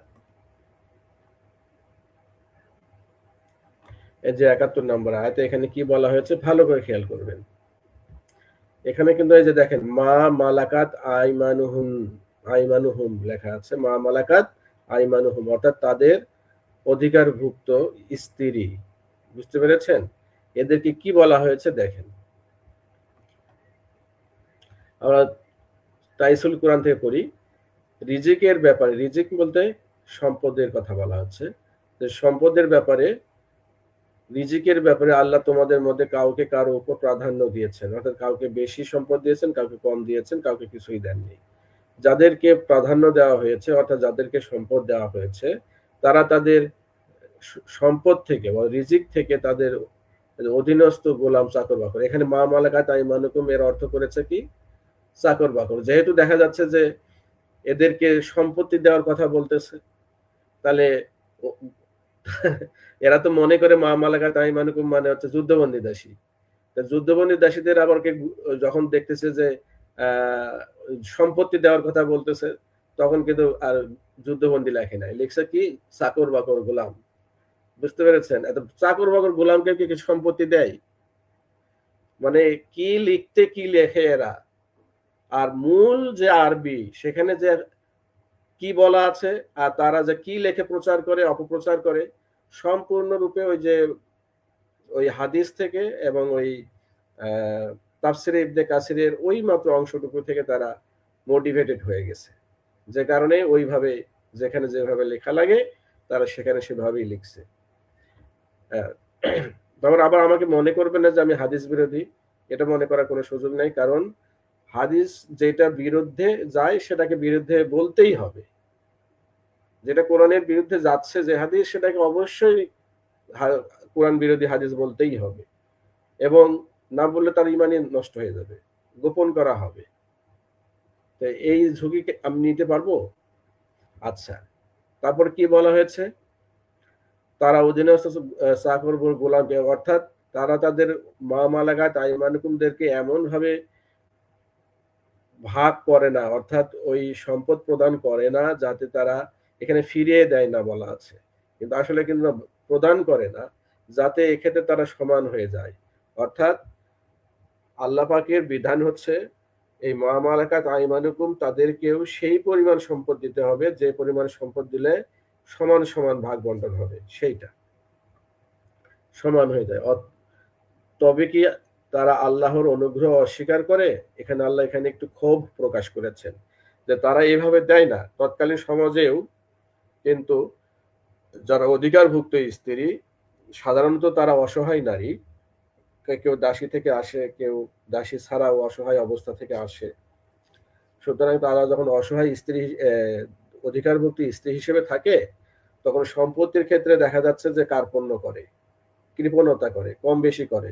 তো এই জন্য করে আল্লাহ পাক এখানে এইভাবে বলতেছেন যে তারা তাদের অধিকারভুক্ত স্ত্রীদেরকে এমন ভাবে প্রদান করে না যাতে তারা সমান হয়ে যায়।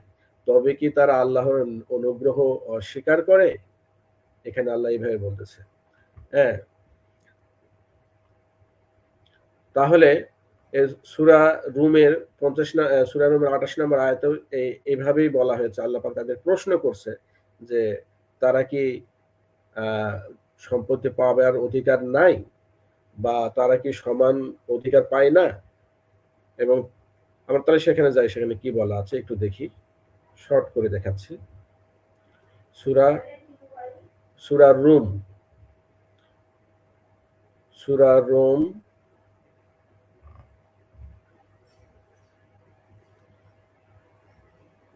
সূরা রুম 30 নম্বর সূরা 28 নম্বর আয়াত।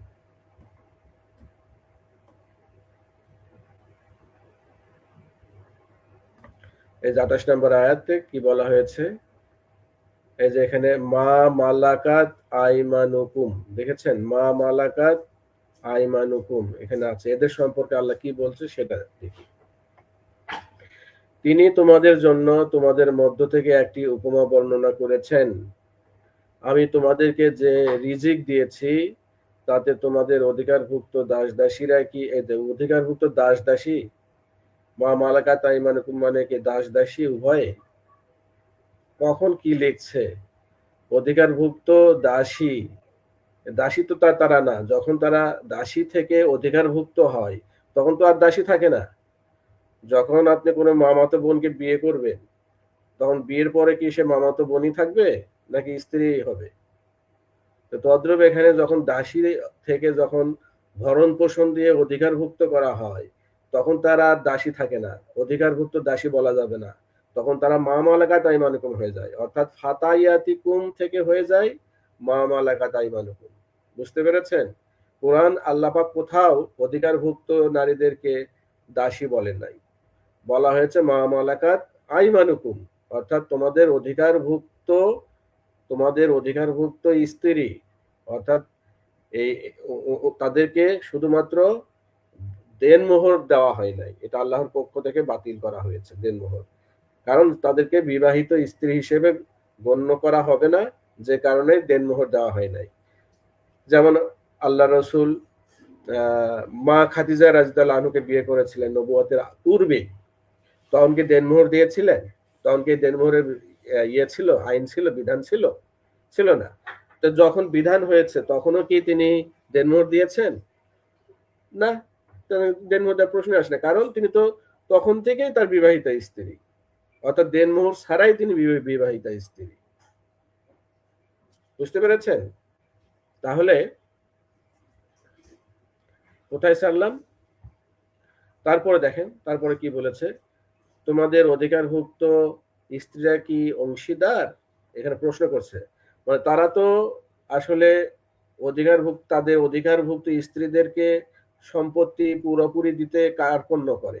এজন্য আল্লাহ পাক এখানে তাদেরকে ক্ষোভের সাথে প্রশ্ন করতেছেন যে আমি তোমাদেরকে যে রিজিক দিয়েছি তাতে তোমাদের অধিকারভুক্ত স্ত্রীরা কি অংশীদার, মানে অংশীদার নয় কি সেটা? ফলে তোমরা কি এ বিষয়ে সমান, অর্থাৎ এই যে অংশীদারের ক্ষেত্রে তোমরা কি সমান নয়, এই কথাটা আল্লাহ বলতে চাচ্ছেন। তাহলে আল্লাহ কি খামোকায় একটা কথা টেনে আনবেন? যদি তারা এই অংশীদার না হয়ে থাকে এবং সমান অংশীদার না হয়ে থাকে তাহলে কি আল্লাহ এই কথাগুলো কি এমনি এমনি বলেছেন? আল্লাহ কি এমনি এমনি কথা বলেন? এরপরে দেখেন আল্লাহ কি বলছে, তোমরা কি তাদেরকে তেমন ভাবে ভয় করো যেভাবে ভয় করো তোমাদের পরস্পরকে, অর্থাৎ তোমাদের যে পরিবারের লোকজন আছে তাদেরকে যেভাবে তোমরা মান্যগণ্য করো, এখানে ভয় করা মানে মান্যগণ্য করা, যেভাবে মান্যগণ্য করো সেভাবে কি তোমরা তাদেরকে মান্যগণ্য করো? অর্থাৎ সবসময় সে সমাজেও কিন্তু এই অধিকারভুক্ত স্ত্রীদের ক্ষেত্রে অনেকেই এরকম একটু অবহেলা করত বা অংশ সম্পত্তি দেওয়ার ক্ষেত্রে কম বেশি করত। সেক্ষেত্রে আল্লাহ পাক এই আয়াতগুলো নাজিল করেছেন, বলেছেন তারপরে এভাবেই আমি নিদর্শনাবলী বিস্তারিত বর্ণনা করেছি সে কওমের জন্য যারা উপলব্ধি করে। অর্থাৎ এখানে উপলব্ধি করার বিষয় আছে, এখানে জ্ঞানী ব্যক্তিদের জন্য আল্লাহ এই আয়াত বিস্তারিত বর্ণনা করেছেন। আল্লাহ পাক বলছেন এভাবেই আমি নিদর্শনাবলী বিস্তারিত বর্ণনা করেছি সেই কওমের জন্য যারা উপলব্ধি করে। বুঝতে পেরেছেন? আচ্ছা, এখন আপনাদেরকে আরেকটা বিষয় দেখাই যে রিজিক বলতে এখানে সম্পত্তি বুঝিয়েছে না কাকে বুঝিয়েছে। তাহলে আমরা সূরা আজ-জারিয়া এই যে সূরা আজ-জারিয়া ৫১ নম্বর সূরা ৫৭ নম্বর আয়াত,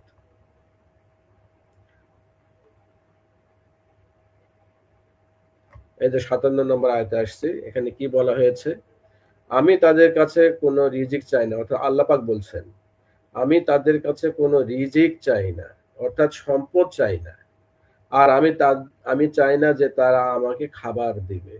এই যে খাবার দেওয়ার শব্দের অর্থ কিন্তু তম, আর এই যে সম্পদের অর্থ আরবি শব্দ হচ্ছে রিজিক। হ্যাঁ, তাহলে এখানে আল্লাহ কি বলছেন,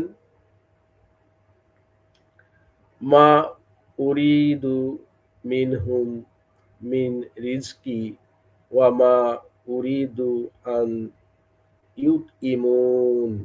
এই যে তোয়াম শুনছে, তোয়া আইন মিম ওয়া, এই যে তোয়াম, এই তোয়াম শব্দের অর্থ হচ্ছে খাবার, খাদ্য দ্রব্য বা খাবার খাওয়ানো, বুঝতে পেরেছেন? আর এই যে রিজক কি, রিজক, রিজিক হচ্ছে যে সম্পত্তি, অর্থাৎ জীবন উপকরণ। জীবন উপকরণ মানে জীবন যেটার উপরে বেঁচে থাকে, সেই জীবন উপকরণ, জীবন উপকরণটাই হলো সম্পত্তি বা অর্থ সঙ্গতি, আর্থিক সঙ্গতি, অর্থাৎ আর্থিক, যেটার উপর দিয়ে মানুষের জীবন পরিচালিত হয়, অর্থাৎ খাদ্য, বস্ত্র, চিকিৎসা সবকিছুর মূলেই আছে আর্থিক অবস্থা। সেটাকে বলা হয়েছে যে জীবিকা, বুঝতে পেরেছেন? এখন আরেকটা উদাহরণ দেই। সূরা বাকারার আমরা 3 নম্বর আয়াতটা যদি দেখি, এখানে কি বলা হয়েছে? এখানে বলা হচ্ছে যারা গায়েবের প্রতি ঈমান আনে, সালাত কায়েম করে এবং আমি তাদেরকে যে রিজিক দিয়েছি তা থেকে ব্যয় করে। ভাই ব্যয় কোথা থেকে করে ভাই? ব্যয়, রিজিক মানে কি? সম্পত্তি থেকে ব্যয় করে, কিন্তু খাবার দাবার থেকে না, সম্পদ থেকে ব্যয় করে। আচ্ছা, তারপরে আমি এখন দেখাবো আপনাদেরকে সূরা, ওই যে বললাম যে মা মালাকাত আইমানুকুম, আইমান শব্দের অর্থ যে অঙ্গীকার করা, সেটার আরো কিছু প্রমাণ দিই। যেমন মায়েদা, সূরা মায়েদার হচ্ছে 89 নম্বর আয়াতটা যদি আমরা দেখি, 77, 88, 88, 89, এই যে 89 নম্বর আয়াত, এখানে বলা হয়েছে আইমানিকুম। এই আইমানিকুম অর্থ কি? এই যে শপথ গুলো তোমাদের, অর্থাৎ তোমাদের শপথ, বুঝতে পেরেছেন? এখানে কিন্তু আর ডান হাত লেখে নাই, তোমাদের শপথ। শপথ মানে তো অঙ্গীকার, অঙ্গীকার মানে শপথ। হ্যাঁ, তাহলে এখানে কি বলা হয়েছে দেখুন, আল্লাহ তোমাদের পাকড়াও করেন না তোমাদের অর্থহীন শপথের ব্যাপারে। হ্যাঁ, কিন্তু যে কসম তোমরা দৃঢ়ভাবে করো, সে কসমের জন্য তোমাদেরকে পাকড়াও করে। বুঝতে পেরেছেন? এখানে পাকড়াও করে না তোমাদের অর্থহীন কসমের ব্যাপারে। কসম মানে কি? এটা একটা অঙ্গীকার। কসম করা মানে শপথ করা, সেটাই বলা হয়েছে এখানে আইমানিকুম, অর্থাৎ শপথ গুলো, তোমাদের যে শপথ সেগুলো জন্য আল্লাহ পাকড়াও করবেন না অর্থহীন শপথের জন্য, যেগুলো মুখে মুখে বলা হয়। আচ্ছা, এরপরে আবার বলা হয়েছে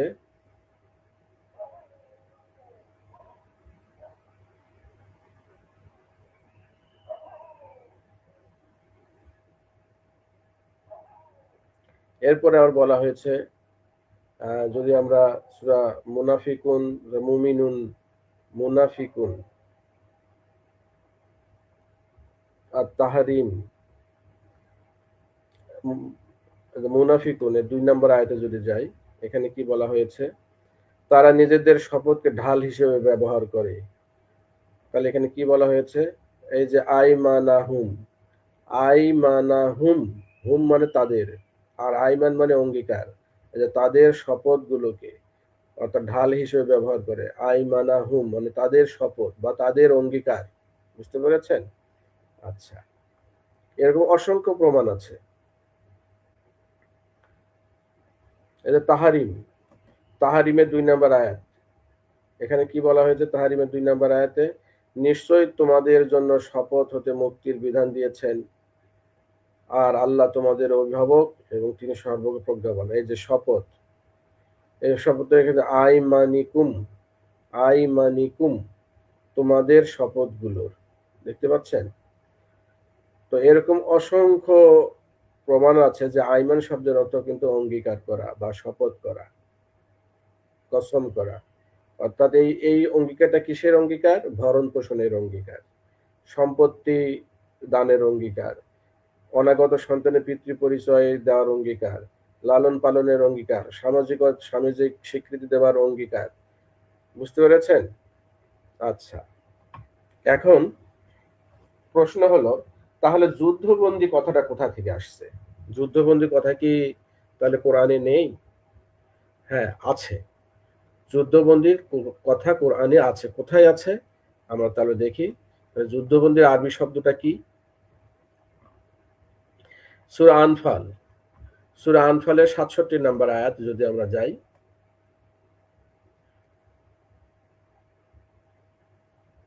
এই যে ৬৭ নম্বর আয়াত, এই যে আসর শব্দের অর্থ হচ্ছে বন্দী, অর্থাৎ যুদ্ধবন্দী। এখানে কি বলা হয়েছে খুব ভালো করে একটু আয়াতটা একটু খেয়াল করবেন। কোন নবীর জন্য সঙ্গত নয় যে, অর্থাৎ কোন নবীর জন্য উচিত নয় যে তার নিকট যুদ্ধবন্দী থাকবে, অর্থাৎ এই যে যুদ্ধবন্দী যে ইয়ে হয়, ধৃত হয়, ধৃত হয়ে যে সাময়িকভাবে যে তাদের তাদের যে আশ্রয় থাকে সেটা তার নিকট থাকবে, এটা কিন্তু নবীর জন্য সঙ্গত নয়। অর্থাৎ যতক্ষণ না তিনি জমিনে রক্ত প্রবাহিত করেন, অর্থাৎ জমিনে যতদিন ধরে যুদ্ধ চলতে থাকবে ততদিন ধরেই যে যুদ্ধবন্দী আটকে থাকবে, আটকে রাখা হবে, এটা নবীর জন্য শোভনীয় নয়। তাহলে এই কথাটার মানেটা কি? আল্লাহ পাক বলতেছেন যে যতক্ষণ পর্যন্ত যুদ্ধ চলতেই থাকবে, যত দিন ধরে, যে মাসের পর মাস যুদ্ধ চলতেই থাকবে, আর ততদিন যে যুদ্ধবন্দীকে যে আটকে রাখবে, এটা নবীর জন্য শোভনীয় নয়। অথচ ইহুদিরা কিভাবে একটা চক্রান্ত করেছে ইসলামের বিরুদ্ধে, যে যুদ্ধবন্দীদেরকে নাকি উঠাই নিয়ে এসে আরো তাদের ভাগ বন্টন করে দেওয়া হয় মুজাহিদদের ভিতরে, এবং তাদের সঙ্গে নাকি শারীরিক সম্পর্ক করা হয়। এত বড় মিথ্যা একটা বানোয়াট একটা গল্প তারা তৈরি করেছে। অথচ এই আয়াতে কি বলা হচ্ছে যে যুদ্ধবন্দী হয়ে যাদেরকে আটকে রাখা হয়েছে বা মুসলিমদের অধীনে, এটা যে মাসের পর মাস যে যুদ্ধ চলবে, ততদিন পর্যন্ত আটকে থাকবে, এটা কিন্তু নবীর কাজ না। বুঝতে পেরেছেন? তা নবী কি আল্লাহর কথার বাইরে গেছেন? তিনি কি ভাগ বন্টন করে দিয়েছেন? নিশ্চয়ই না। কোরআনের কোথাও কিন্তু যুদ্ধবন্দীদেরকে দাস দাসী হিসেবে কখনোই কোথাও দেখানো হয়নি। কোরআনের কোনো জায়গাতেই দাস দাসী হিসেবে ভাগ বন্টন করা বা তাদেরকে দাসী হিসেবে উপস্থাপন করা কোথাও দেখানো হয়নি কোরআনে। অথচ এগুলো সম্পূর্ণ মিথ্যা দাবি। হ্যাঁ, আপনি কৃতদাসীর কথা বলতে পারেন। কৃতদাসীর বিষয়টা আমি বলতেছি। কৃতদাসী আর যুদ্ধবন্দীর দাসী কিন্তু এক না, দুটা দুই জিনিস। যুদ্ধবন্দীর আরবি শব্দ হচ্ছে আশ্রয়। এই যে আশ্রয়, যুদ্ধবন্দী, আশ্রয় শব্দের অর্থ হচ্ছে যুদ্ধবন্দী। এখানে কিন্তু কোনো মা মালাকা তাইমুম শব্দটি নাই। বুঝতে পারছেন? তারপরে ৭০ নম্বর আয়াত, এই যে ৭০ নম্বর আয়াত, এখানেও সে কথা বলা আছে, হে নবী, তোমাদের হাতে যেসব যুদ্ধবন্দী আছে তাদেরকে বলো, যদি আল্লাহ তোমাদের অন্তরসমূহে কোনো কল্যাণ আছে বলে জানেন, তাহলে তোমাদের থেকে যা নেওয়া হয়েছে তার চেয়ে উত্তম কিছু দেবেন এবং তোমাদেরকে ক্ষমা করবেন। আল্লাহ ক্ষমাশীল, পরম দয়ালু। এখানে আরবি শব্দ কি? এখানে আরবি শব্দ যে উসর, হ্যাঁ, উল আসর, আসর মানে বন্দীদের, এই যে যুদ্ধবন্দীদের। বুঝতে পেরেছেন? এখানে কিন্তু মা মালাকা তাই মানুষ কোথাও পাবেন না। তারপরে আরো আছে, বাকারা ৮৫ নম্বর আয়াতে যদি আমরা যাই,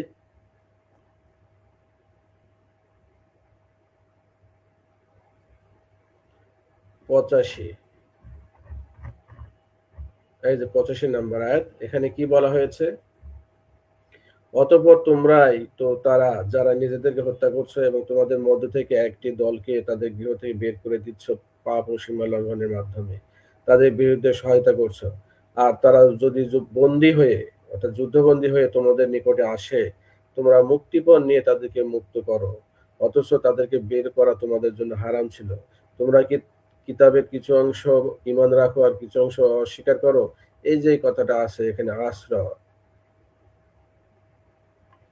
এই যে উসারা, বুঝতে পেরেছেন? বন্দী হয়ে আসে যে তোমাদের কাছে, উসরা, উসারা, উসরা, বুঝতে পেরেছেন? অর্থাৎ আশ্র, রুট ওয়ার্ড এটা, আশ্র। আমাদের এই উপমহাদেশে আশ্রয় শব্দটা আসছে এখান থেকেই। আশ্রয় বলতে আমরা কি বুঝাই? একজনের অধীনে সাময়িকভাবে অবস্থান করা। যেমন যুদ্ধবন্দীরা সাময়িকভাবে মুসলমানদের অধীনে অবস্থান করছিল। পরবর্তীতে মুক্তিপণ কিংবা বন্দি বিনিময় ইত্যাদির মাধ্যমে তাদেরকে খালাস করে দেওয়া হয়। তো এই যে কিছুদিন অবস্থান করা কিছু সময়ের জন্য, এটাকেই বলা হয় আশ্রয়। বুঝতে পেরেছেন? সেখান থেকে আশ্রয় হিসেবে আমাদের উপমহাদেশে প্রবেশ করেছে এই শব্দটি। এই আশ্রয় শব্দের অর্থ কিন্তু যুদ্ধবন্দী। আচ্ছা, এখন আসেন কৃতদাসী কাকে বলে? কৃতদাসী, কৃত মানে কেনা, অর্থাৎ তৎকালীন অমুসলিম সমাজে দাস দাসী ক্রয় বিক্রয় করা হতো, এদের বাজার বসতো, হাট বসতো। তো সেখান থেকে ইসলাম কি করলো, ওরা তো পণ্যের মতো শুধুমাত্র এই মানুষ বেচা বিক্রি হতো, কিয়ামত পর্যন্ত হতেই থাকতো। তো ইসলাম কি করেছে, তাদেরকে ক্রয় করে নেওয়া হয়, ক্রয় করার বিধান দিয়েছে। এবং এইটা কেন দিয়েছে, তাদেরকে ইসলামী পরিবেশে আসার পরে, ইসলামের সৌন্দর্য দেখার পরে তারা অনেকে মুসলিম হয়ে যাবে, এবং তাদেরকে বিভিন্ন মুসলমানদের ভুল ত্রুটির কাফফারা হিসেবে কিন্তু তাদেরকে আজাদ করার কথা বলা হয়েছে, বিভিন্ন সময় আজাদ করা। তো তাদেরকে যেহেতু তাদের অর্থ দিয়ে ক্রয় করে আনার কারণে তাদেরকে বিভিন্ন কৃষি কাজ বা গৃহস্থালী কাজে কর্মে ব্যবহার করা হতো। তো এইভাবে তাদের যখন অর্থটা শোধ হয়ে যেত, তাদেরকে কিন্তু আজাদ করার কথা, আজাদ করে দেওয়া হয়। এবং তার আগেও কিন্তু বিভিন্ন কাফফারা হিসেবে তাদেরকে আজাদ করে দেওয়া হয়। এবং এই যে মনে করেন যারা মুসলিম হয়ে যায় তারা তো ফাতায়াতুল মুমিনা হয়ে যায়, তারা তো মুসলিম দাসী হয়ে যায়। বুঝতে পেরেছেন? তো যখন দাসী থেকে মুক্তি হয়ে যায়, তখন এদের যাওয়ার জায়গা থাকে না এই মুসলিমদের, কারণ কি, তারা তো মুসলিম হয়ে গেছে, এখন কোথায় যাবে? তখন এদের অবলম্বন হিসেবে, এদের সম্মতিক্রমে মা মালাকাত আইমানুকুম করা হয়। শুধু এরকম অসহায় যারা আছে, এটা অসহায়দের জন্যই কিন্তু এই সিস্টেমটা যে বাধ্যগত করতেই হবে তা কিন্তু না। যখন পরিস্থিতি সামনে চলে আসবে, তখন কিন্তু এইরকম একটা সিস্টেম রাখা হয়েছে যাতে একটা সমাধান চলে আসে। এই জন্য কিন্তু এই ব্যবস্থাটা, এটা কিন্তু ফরজ না যে এটা করতেই হবে, এটা জাস্ট মাত্র একটা সিস্টেম রাখা হয়েছে। আচ্ছা, এখন বলতে পারে অনেকেই যে সাধারণত নাস্তিকরা এই কথাটা বলে থাকে, তো এখনো তাহলে এই ব্যবস্থাটা ইসলাম কেন রদ করেনি, মানে উঠাই দেয় নাই? আর এটা তো একদম সহজ একটা বিষয়। এই যে যদি পৃথিবীর কোনো না কোনো জায়গায় যদি এখনো যদি দাস দাসী কেনা বেচা হয়, তারা কিন্তু সারা জীবনটাই চলে যাবে, তাদের কিন্তু এই দাসী পণ্যের মতো দাস দাসী হিসেবে তাদেরকে বেচা বিক্রি হবে। তো তখন ইসলাম তাদেরকে ক্রয় করে নেবে, ইসলামী পরিবেশে আনবে, তাদের ইসলামকে শোনাবে, ইসলাম তাদের সামনে তুলে ধরবে। তারা যদি এটাকে একসেপ্ট করে ভালো কথা, এবং তারপরে তাদেরকে আমরা বিভিন্ন কাফফারা হিসেবে তাদেরকে মুক্ত করে দেওয়ার বিধান আছে। তো এভাবে করা হবে কি, বহু মুসলিমরা তাদেরকে ক্রয় করে নিবে এবং আজাদ করে দেবে। এইভাবে কিন্তু একটা বড় সংখ্যক তারা মুক্তি পেয়ে যাচ্ছে তাদের দাসত্ব থেকে। তো এটা কিন্তু ইসলামে তৈরি করে নাই। এই যে নিয়মটা, দাস দাসের বিক্রির নিয়মটা, এটা কিন্তু ইসলামের তৈরি না, এটা ওই সমাজে প্রচলিত ছিল। তো ওই প্রচলিত ব্যবস্থার উপরে একটা ব্যবস্থা ইসলাম দিয়েছে। এখন যদি ইসলাম বলে যে না এটা হারাম, এটা নিষিদ্ধ, তাহলে তো এটা তো কৃষ্টি কালচারটা কাদের? অমুসলিমদের, মুশরিকদের। তাদের সমাজে তারা তো চালাবেই এটা, এবং আজীবন ধরে তো মানুষ পশুর মতো মানে বিক্রি হতে থাকবে। তাতে কি সমাধান আসবে? আসবে না। এজন্য যতদিন এই প্রথা চালু থাকবে, ততদিন এটা মুসলিমরা ক্রয় করে নেবে এবং আজাদ করে দেবে, ক্রয় করে নেবে এবং আজাদ করে দেবে। বুঝতে পেরেছেন? এই জন্য এই সিস্টেমটা। আচ্ছা,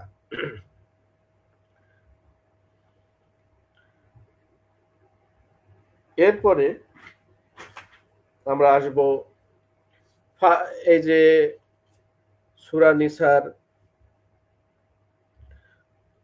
24 নাম্বার আয়াতে যে বলা হয়েছে যে মা মালাকাত আইমানুকুম, এদের যে ভরণ পোষণের বিষয়টি,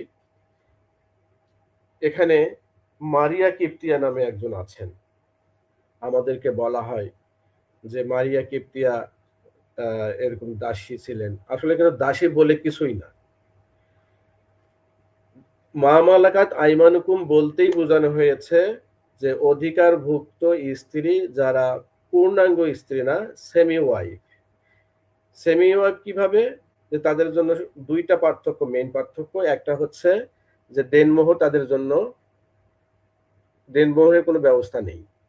আর ২ নাম্বার হচ্ছে তাদের অধিকারভুক্ত স্ত্রী থাকা অবস্থাতেই তারা যদি অন্য কাউকে বিয়ে করতে চায়, সে বিয়ে করতে পারবে। যেমন ২৪ নম্বর আয়াতে বলা হয়েছে, বিবাহিতা নারীদেরকে বিয়ে করা হারাম। কিন্তু যারা অধিকারভুক্ত স্ত্রী তারা হারাম নয়। অর্থাৎ যখন বিবাহিতা নারীদেরকে কিন্তু বিয়ে করা যাবে না, কিন্তু এদেরকে বিয়ে করা যাবে। কারণ কি? এরা কিন্তু পূর্ণাঙ্গ স্ত্রী না, বিবাহিতা স্ত্রী না। এজন্যই এরা কি স্ত্রী? এরা অধিকারভুক্ত স্ত্রী। এদেরকে বিয়ে করা যাবে কেন? যখন এরা তো একটা অবলম্বন পাওয়ার জন্য এই ব্যবস্থা।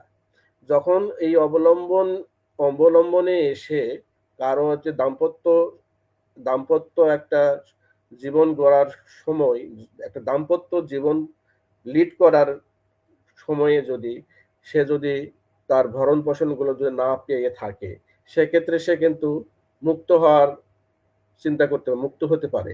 ইসলাম সে ব্যবস্থা আছে। অর্থাৎ সে যদি আবার নতুন করে কাউকে বিয়ে করতে চায়, যে পূর্ণাঙ্গ স্ত্রী হয়ে কারো সঙ্গে জীবনযাপন করবে, সে ব্যবস্থাও আছে। তাহলে সেক্ষেত্রে তাকে কি করতে হবে? যে ওই যেভাবে একটা চুক্তি করেছিল, যে অধিকারভুক্তর জন্য যে একটা চুক্তি করেছিল, যেমন বিবাহের ক্ষেত্রে নিকাহনামা তৈরি করে, অধিকারভুক্তর ক্ষেত্রেও কিন্তু ওইরকম একটা চুক্তিনামা হয়। আবার যখন সে অধিকার থেকে বের হয়ে যাবে, অন্য কাউকে বিয়ে করবে, তখনও কিন্তু একটা লিখিত চুক্তি করতে হবে যে এতদিন আমি অধিকারভুক্ত থেকে বের হতে চাই। হ্যাঁ, সেটার একটা চুক্তিনামা করতে হবে। এটা কোথায় আছে? সূরা নূরের ৩৩ নম্বর আয়াতে আছে। তাহলে আমরা ওটা যাই দেখি।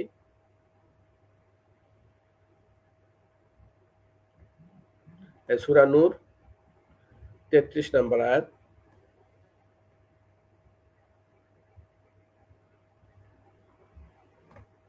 এই যে সূরা নূর ৩৩ নম্বর আয়াত, এখানে কি বলা হয়েছে? আর যাদের বিবাহের সামর্থ্য নেই, আল্লাহ তাদেরকে নিজ অনুগ্রহে অভাবমুক্ত না করা পর্যন্ত তারা যেন সংযম অবলম্বন করে। আর তোমাদের মালিকানাধীন দাস দাসী, এটা দেখেছেন? এখানে আবার দাস দাসী নিয়ে আসছে। তোমাদের মালিকানাধীন স্ত্রীদের মধ্যে যারা মুক্তির জন্য লিখিত চুক্তি করতে চায়, কারা করতে চায় দেখছেন? মা মালাকাত আইমানুকুম। এই যে দেখেন, মিম্মা মালাকাত আইমানুকুম, দেখতে পাচ্ছেন? মিম্মা মালাকাত আইমানুকুম, অর্থাৎ তোমাদের অধিকারভুক্ত স্ত্রীরা যদি মুক্তির জন্য লিখিত চুক্তি করতে চায়, তাদের সাথে তোমরা লিখিত চুক্তি করো। বা এরা যদি যুদ্ধবন্দী হতো, তাহলে কি এরা মুক্তির জন্য লিখিত চুক্তি করতে চাইলেই তারা পারবে? এর জন্য তো ভাই সত্যটা জানতে হবে। আচ্ছা, তোমাদের মালিক, এখানে দেখেন কি রকম কপটতার আশ্রয় নিয়েছে। এখানে মা মালাকাত আইমানুকুম মানে যদি এরা যদি মালিকানাধীন দাসী বলেই আসতেছে, কিন্তু এখানে দাস দাসী লাগাইছে। মানে কি জন্য লাগাইছে? যে মুক্তি হওয়ার কথা বলতেছে, তাহলে দাস দাসী দিয়ে দেই। বুঝতে পেরেছেন? অথচ ওখানে কি আছে? মা মালাকাত আইমানুকুম। আচ্ছা, মা মালাকাত আইমানুকুম, এরা যদি মুক্তির জন্য লিখিত চুক্তি করতে চায়, যদি তোমরা তাদের মধ্যে কল্যাণ আছে বলে জানতে পারো। এই কল্যাণটা কেন? এই যে অধিকারভুক্ত স্ত্রীর ব্যবস্থাটাই হচ্ছে এইরকম, যে তারা একটা অবলম্বনের জন্য এই অধিকারভুক্ত স্ত্রী হিসেবে একটা দাম্পত্য জীবন লিড করে।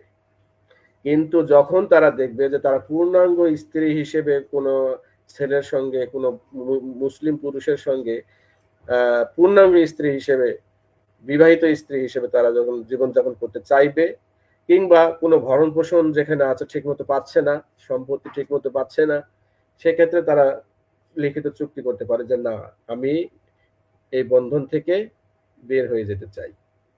যেভাবে তালাকনামা দেওয়া হয়, কোনো স্ত্রী যদি তালাক চায়, সেক্ষেত্রেও তাকে কিন্তু তালাক চাইতে হয় এবং সে তালাক দিতে পারে। তবে তাকে যদি কোনো সম্পত্তি তার স্বামী দিয়ে থেকে থাকে, কিংবা ওই যে দেনমোহর যদি দিয়ে থাকে, সেগুলা ফেরত দিতে হবে।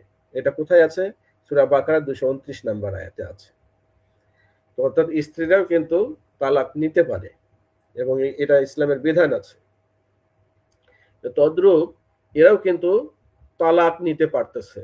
তালাক বলতে ওই যে চুক্তি করবে, ওই চুক্তি করতে হবে ইয়ে হওয়ার জন্য, মানে তাদের যে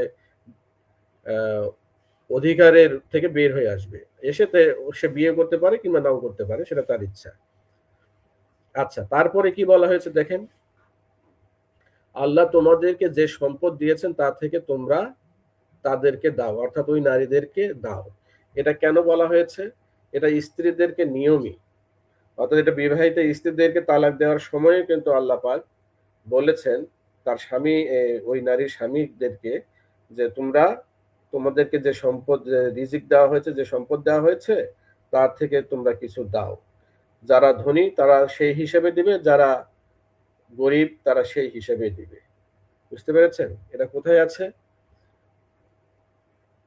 আমরা এখানে দেখে নেই যে এখানে আল্লাহ পাক বলছে আল্লাহ তোমাদেরকে যে সম্পদ দিয়েছেন তা থেকে তোমরা তাদেরকে দাও।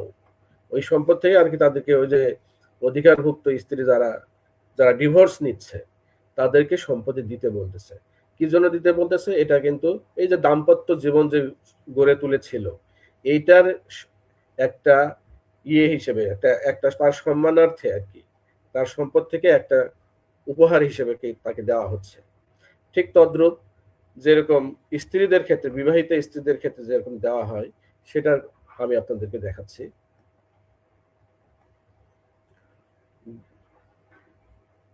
236, হ্যাঁ 236, 237। তোমাদের কোনো অপরাধ নেই যদি তোমরা স্ত্রীদেরকে তালাক দাও এমন অবস্থায় যে তোমরা তাদেরকে স্পর্শ করনি কিংবা তাদের জন্য কোনো মোহর নির্ধারণ করনি, আর উত্তম ভাবে তাদেরকে ভোগ উপকরণ দিয়ে দাও, ধনীর উপর তার সাধ্যানুসারে এবং সংকটাপন্নের উপর তার সাধ্যানুসারে, সুকর্মশীলদের উপর এটি আবশ্যক। বুঝতে পেরেছেন? তাইসুল কোরআনে কি বলছে? তোমাদের প্রতি কোনো গুনাহ নেই যদি তোমরা স্ত্রীদেরকে স্পর্শ না করে কিংবা তাদের মোহর ধার্য না করে তালাক দাও, এবং তোমরা স্ত্রীদের জন্য খরচের সংস্থান করবে। এই যে স্ত্রীদের জন্য একটা খরচের সংস্থান করবে, অবস্থাপন্ন ব্যক্তি তার সাধ্যমতো দেবে এবং অবস্থাহীন ব্যক্তি তার সাধ্যমতো বিধি অনুযায়ী খরচপত্রের ব্যবস্থা করবে। পুণ্যবানদের উপর এটা দায়িত্ব। অর্থাৎ এটা ওই তালাক দেওয়ার সময় কিছু সম্পত্তি থেকে আর কি কিছু অংশ একটু তাদেরকে দেওয়ার কথা বলা হচ্ছে। ঠিক তদ্রুপ ভাবে যারা অধিকারভুক্ত স্ত্রী তাদের ক্ষেত্রেও কিন্তু একই কথা, একই বিধান দেওয়া আছে। বুঝতে পেরেছেন? তাহলে এটা কেন দেওয়া হচ্ছে? যে তারাও স্ত্রী, বিবাহিতরাও স্ত্রী, অধিকারভুক্ত তারাও স্ত্রী। পার্থক্য হচ্ছে বিবাহিতদেরকে আবার বিয়ে করা যাবে না, কিন্তু অধিকারভুক্তদেরকে বিয়ে করা যাবে। যে সেই কথাটাই কিন্তু 24 নম্বর আয়াতে আছে, সূরা নিসার 24 নম্বর আয়াত। আচ্ছা, এখন আসি ওই ইয়েকের ব্যাপারে। মা কি নাম, মারিয়া কিপ্তিয়া। হযরত মারিয়া কিপ্তিয়া এবং তার আপন বোন শিরিন উভয়ই কিন্তু সুন্দরী। এটা মিশরের যে বাদশাহ ছিলেন মুকাউকিস, রাসূল সাল্লাল্লাহু আলাইহি সাল্লামের ব্যক্তিগত সম্পর্ক উন্নয়নের ক্ষেত্রে এবং দুইটি রাজ্য, ইসলামী রাজ্য এবং মিশরের ওই বাদশার এই রাজ্যের মধ্যে একটা সুসম্পর্ক স্থাপনের ক্ষেত্রে তিনি এই দুইজন নারীকে, এই দুই বোনকে তিনি রাসূলের জন্য, শুধুমাত্র রাসূলের জন্য উপহার হিসেবে পাঠিয়েছিলেন। এই উপহারটা কি? তার স্ত্রী হিসেবে, অর্থাৎ তার সঙ্গিনী হিসেবে, তার দাম্পত্য সঙ্গিনী হিসেবে পাঠিয়েছিলেন। এখন রাসূল সাল্লাল্লাহু আলাইহি ওয়াসাল্লাম কি করেছেন? শিরিনকে করেছেন কি, তার যে আরেক সাহাবী আছেন কবি, কি সাবিত নাম ওনার, হাসান ইবনে সাবিত, হাসান ইবনে সাবিতকে তিনি দিয়েছিলেন বিবাহের জন্য। তিনি যদি তার, যেটা নাস্তিকরা বলার চেষ্টা করে যে রাসূলের চরিত্রের একটা দোষ দেওয়ার চেষ্টা করে, যদি রাসূলের ন্যূনতম চরিত্রের দোষ থাকতো তাহলে এই দুই বোনই আসছিল নবীর জন্য। তার দুইজনকেই যদি নিতেন তাহলে কারো কিছু বলার ছিল না। কিন্তু যেহেতু ইসলামের বিধান হচ্ছে দুই বোনকে একত্রে বিবাহ করা যাবে না, এটা সূরা নিসার 23 নম্বর আয়াতেই আপনারা দেখেছেন।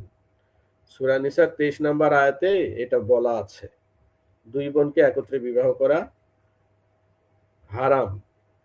সূরা নিসার 23 নম্বর আয়াত, এই যে 23 নম্বর আয়াত, এই যে দেখেন, দুই বোনকে একত্রে করা, দেখতে পাচ্ছেন, দুই বোনকে একত্রে করা, করা মানে কি বিবাহ করা হারাম। এই কারণে রাসূল সাল্লাল্লাহু আলাইহি সাল্লাম শিরিনকে করলেন কি, তার সাহাবীর সঙ্গে বিয়ে দিয়ে দিলেন, আর মারিয়া কিপ্তিয়াকে তিনি নিলেন। এটা বিবাহ করার ক্ষেত্রেই হোক, বিবাহ করেছেন কিংবা অধিকারভুক্ত স্ত্রী করেছেন, কোনোটাতেই কোনো সমস্যা নেই। অধিকারভুক্ত করতে গেলেও কিন্তু যেহেতু এখানে দাম্পত্য জীবনের বিষয়, সেক্ষেত্রে দুই বোন একত্রে বিয়ে করা, একত্রে থাকা, এটা হারাম। দুই বোন এক স্বামীর সঙ্গে বিবাহ হওয়া কিংবা অধিকারভুক্ত হওয়া হারাম। কারণ বিবাহটাও যে পর্যায়ে, অধিকারভুক্ত সে পর্যায়ে, কারণ দুজনের সাথেই সম্পর্ক বিছানার সম্পর্ক। সেক্ষেত্রে দুই বোন একত্রে হওয়া যাবে না। অর্থাৎ বিবাহের ক্ষেত্রেও যে নিয়ম, অধিকারভুক্তর ক্ষেত্রেও সেই একই নিয়ম। মারিয়া কিপ্তিয়া রাদিয়াল্লাহু আনহু বিবাহিত স্ত্রী হিসেবে ছিলেন নাকি অধিকারভুক্ত স্ত্রী হিসেবে ছিলেন, এটা কিন্তু কনফার্ম কেউ বলতে পারে না। যদিও বলা হয় যে তিনি দাসী ছিলেন, আসলে কোনো দাসী বলতে কোনো প্রশ্নই নেই। তিনি অধিকারভুক্ত স্ত্রী হিসেবে ছিলেন, নতুবা তিনি বিবাহিত স্ত্রী হিসেবে ছিলেন, কারণ উনি এসেছিলেন শুধু রাসূলের জন্য। বুঝতে পেরেছেন? আর তিনি দুই বোনকে একত্রে নেন নাই, এটা অধিকারভুক্ত ক্ষেত্রেও এই নিয়ম কিংবা বিবাহিত স্ত্রীর ক্ষেত্রেও একই নিয়ম। দুই বোনকে একত্রে বিবাহ করা যাবে না বা নেওয়া যাবে না।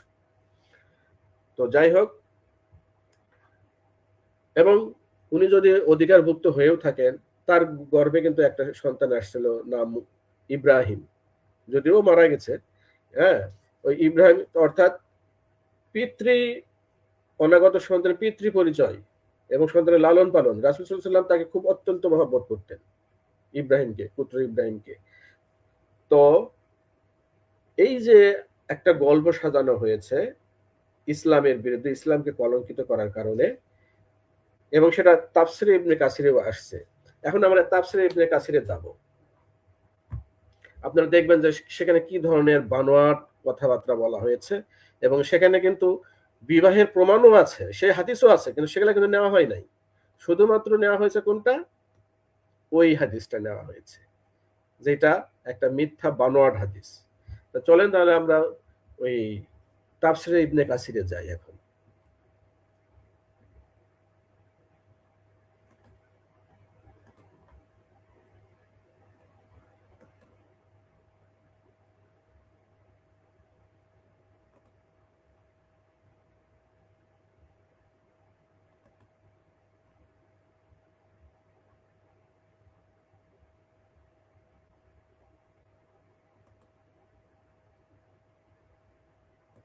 হ্যাঁ, প্রিয় ভিউয়ার্স, তাফসিরে ইবনে কাসিরে আসছি।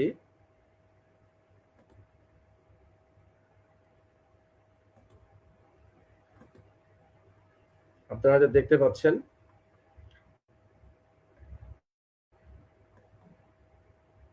এই যে তাফসিরে ইবনে কাসির ইসলামী ফাউন্ডেশন,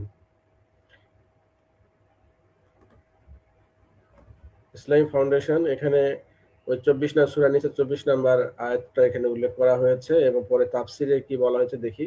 আল্লাহ তাআলা বলিয়াছেন, ওয়াল মুহসানাতু মিনান নিসা ইল্লা মা মালাকাত আইমানুকুম, তাই না? যেটা আমরা পড়েছি, অর্থটা হচ্ছে, আর নারীদের মধ্যে সকল সধবা স্ত্রীলোক তোমাদের জন্য নিষিদ্ধ। কিন্তু নিষিদ্ধ শব্দটি কিন্তু নাই ওখানে, কিন্তু তোমাদের দক্ষিণ হস্ত যাদের মালিক হইয়া যায় তাহারা ব্যতীত। অর্থাৎ এখানে তারা নিষিদ্ধ বলতে কিন্তু শারীরিক সম্পর্কই বোঝানো হয়েছে, যদিও এটা মিথ্যা বানোয়াট। এখানে বিবাহের কথা বলা হয়েছে। এখানে দেখি আর কি বলা হয়েছে, শানে নুজুলে দেখেন ওই ঘটনাটা। আবু সাইদ খুদরি রাদিয়াল্লাহু আনহু হতে আবু সাইদ খুদরি রাদিয়াল্লাহু আনহু বলেন, বনু আওতাস গোত্রের এক স্ত্রীলোক দাসী হইয়া আমার অধিকারে আসে। তাহার স্বামী ছিল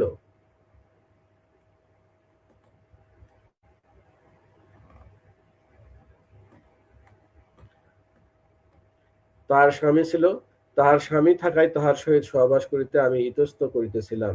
আমি গিয়া রাসূল সাল্লাল্লাহু আলাইহি সাল্লামকে ঘটনাটি বলিলাম। অতঃপর আল্লাহ তাআলা এই আয়াত নাযিল করেন। দেখেছেন কত বড় বানোয়াট। আচ্ছা, ওখানে হারাম শব্দটিই নাই কিন্তু। আচ্ছা, তারপরে দেখেন, তাহলে আমরা কি বুঝলাম যে এই ইয়াকে নাজিল হয়। এখন আপনি আসে দেখেন,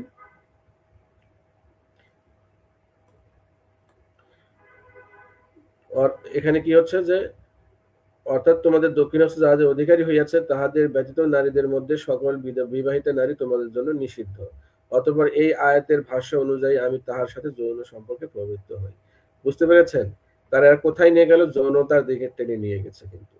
বুঝতে পেরেছেন? আর এই হাদিসটাকেই কিন্তু প্রমোট করা হয়েছে সব সময়, যুগ যুগ ধরে। তাহলে কোনটাকে আড়াল করা হয়েছে?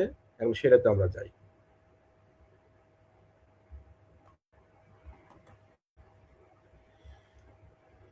এই যে আব্দুর রাজ্জাক, এটা কিন্তু 23 নম্বর পৃষ্ঠা। কিসের 23 নম্বর পৃষ্ঠা? ইবনে কাসির, ইবনে কাসির তাফসিরে ইবনে কাসিরের ইসলামী ফাউন্ডেশন, তৃতীয় খণ্ড, এটার হচ্ছে 23 নম্বর পৃষ্ঠা। দেখেন এটা হাদিস, আব্দুর রাজ্জাক রহমতুল্লাহ আলাই উনি হাদিস বর্ণনা করেছেন। ইবনে মুসাইব হইতে বর্ণনা করেন যে ওয়াল মুহসানাতু মিনান নিসাই, এই আয়াতাংশের ভাবার্থে ইবনে মুসাইব রহমতুল্লাহ আলাই বলেন এই আয়াত দ্বারা সধবা স্বাধীন নারী দিগকে বিবাহ করা হারাম করা হয়েছে। ভাই, কি করা হারাম করা হয়েছে? বিবাহ করা হারাম করা হয়েছে। তাহলে বিবাহ করা যদি এইটাই যদি হয়ে থাকে তাহলে তো আর কোনো কিছুই আর থাকতেছে না, এখানেই সব শেষ, স্টপ, ফুল স্টপ হয়ে যায়। অর্থাৎ বিবাহিতা নারীদেরকে হারাম করা হয়েছে বিবাহ করার জন্য, শুধুমাত্র যারা অধিকারভুক্ত তাদেরকে হারাম করা হয়নি। কিসের জন্য হারাম করা হয়নি? বিবাহের জন্য হারাম করা হয়নি। সেটা তো আমরা, সেটা কোরআনও বলতেছে সে কথাই, যে তাদেরকে বিবাহের জন্য হারাম করা হয়নি। কিন্তু ওই একটা মাত্র হাদিসকে দিয়ে তারা, ওই বানোয়াট হাদিসকে দিয়ে, ওটা ওটা ইহুদি খ্রিস্টানদের একটা সূক্ষ্ম পরিকল্পনা, ওটা ঢুকানো হয়েছে। এটা আমি আরো প্রমাণে যাচ্ছি।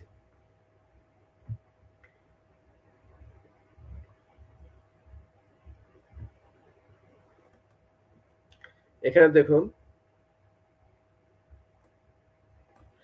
ইব্রাহিম নখই রহমতুল্লাহ আলাই বলেন কিতাব আল্লাহি আলাইকুম, অর্থাৎ আল্লাহ পাক তোমাদের উপরে এটা বিধান করে দিয়েছেন। কি বিধানটা করে দিয়েছেন? সেটা আমাদের সূরা নিসা 24 নম্বর আয়াতে যেটা বলা আছে, যে কি বিধান করে দিয়েছেন, অর্থাৎ ইহা তোমাদের জন্য আল্লাহর নির্দেশ যে যেই সকল নারীকে বিবাহ করা তোমাদের জন্য নিষিদ্ধ করা হয়েছে। কি করা নিষিদ্ধ করা হয়েছে ভাই? বিবাহ করা নিষিদ্ধ করা হয়েছে। এখানে কিন্তু যৌন তার কোনো কথা নেই, কিন্তু বিবাহ করা নিষিদ্ধ করা হয়েছে, তাহারা হারাম। ইহার পর আল্লাহ তাআলা বলেন ওয়া উহিল্লা লাকুম মা ওয়ারায়া জালিকুম, অর্থাৎ এদেরকে ছাড়া অন্যান্য সকল নারী তোমাদের জন্য হালাল। কিসের জন্য হালাল? বিবাহের জন্য হালাল। ইহাদিকে ছাড়া তোমাদের জন্য সকল নারী হালাল করা হয়েছে, অর্থাৎ যে সকল নারীকে বিবাহ করা হারাম বলিয়া বর্ণনা করা হইয়াছে, উহাদের ব্যতীত সকল নারীকে বিবাহ করা তোমাদের জন্য হালাল হইল। আতা রহমতুল্লাহ আলাই সহ অনেকেই এই অর্থ করিয়াছেন। বুঝতে পেরেছেন? তাহলে এই ঘটনা কিন্তু এই তাফসিরে ইবনে কাসির থেকেই কিন্তু ঘটনা, কিন্তু আসল ঘটনা জানা যায়। অথচ তারা এই তাফসিরে ইবনে কাসিরে দুটি হাদিস তারা আড়াল করে রেখেছে, আর যে হাদিসটি শুধু ওই সামনে দেওয়া আছে ওইটাকেই তারা প্রমোট করেছে এবং ওইটাকে তারা সামনে দিয়েছে। এই হলো জালিয়াতি। এখন এই এই তাফসিরে ইবনে কাসিরটা আপনি যদি একবার পড়েন, দ্বিতীয়বার পড়ার রুচি হবে না, কারণ এখানে এমন ভাবে মানে বিশ্রী বিশ্রী কথা লেখা আছে, এবং যেগুলো সম্পূর্ণ কোনো আজগুবি কথাবার্তা। এখানে বলেছে যে ওই হাদিসে বলা আছে হুনাইনের যুদ্ধ, আর এই তাফসিরে ইবনে কাসিরে বলা আছে খাইবারের যুদ্ধ। অর্থাৎ যুদ্ধেরই কিন্তু কোনো ঠিক নাই। তারপরে এখানে বলা আছে যে যখন যুদ্ধবন্দীদেরকে আনা হয়েছিল তখন তাদেরকে আহ, ওই বিক্রি করিয়া দিয়েছিল তাদের স্বামীরা নাকি, বিক্রি করে দেওয়ার কারণে তারা নাকি তালাক হয়ে গেছে, সুতরাং ওই কাজ করা জায়েজ। ভাই যখন যুদ্ধবন্দী তুলে নিয়ে আসে যুদ্ধবন্দীদেরকে, তখন তাদের স্বামীরা কি তাদেরকে টাকা পয়সা নিয়ে বিক্রি করে দেয়? কত বড় একটা বানোয়াট কথাবার্তা।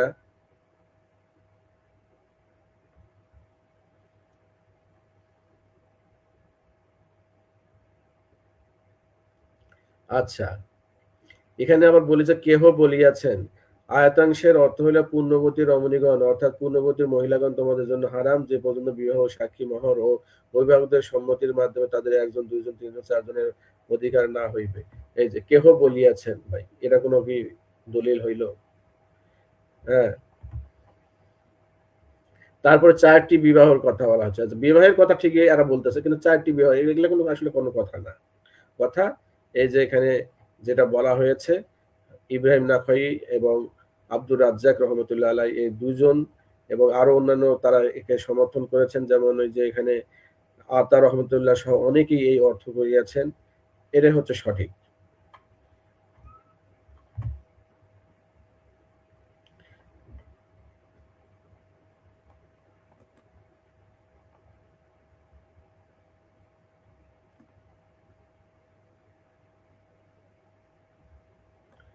এই যে এখানে আবার কি বলছে, এই আয়াতাংশের ভাবাতে হাসান বসরি রহমতুল্লাহ আলাই বলেন, যদি সধবা দাসীদেরকে বিক্রি করিয়া দেওয়া হয় তা হইলেই তাহাদের প্রতি তালাক বর্তায়। দেখছেন, সধবা দাসীদেরকে যে বিক্রি করিয়া দেওয়া হয় তাহলে এবার নাকি তারা তালাক হইয়া যায়।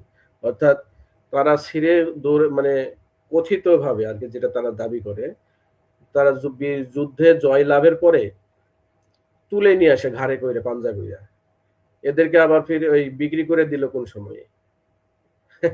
এদের বিক্রি করে দিয়েছে যে কারণে তাদের তালাক হয়ে গেছে, সুতরাং ওই কাজ করা যাবে। নাউজুবিল্লাহ।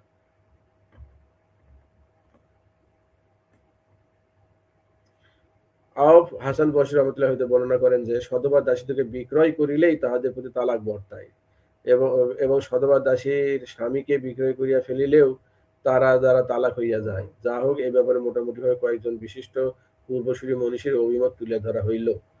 হ্যাঁ, পূর্ববর্তী ভাই কোন মনীষী ভাই? এদের কোনো নাম পরিচয়ও নাই। তো এইরকম খাপছাড়া কথাবার্তা কিন্তু ভরা এখানে।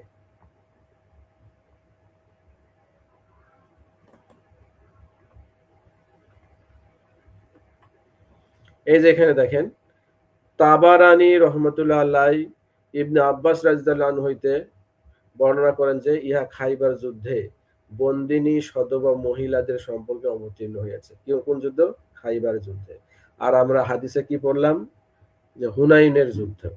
তাহলে হাদিস এক কথা বলতেছে, তাফসির আর এক কথা বলতেছে, কোনটা তাহলে সত্য?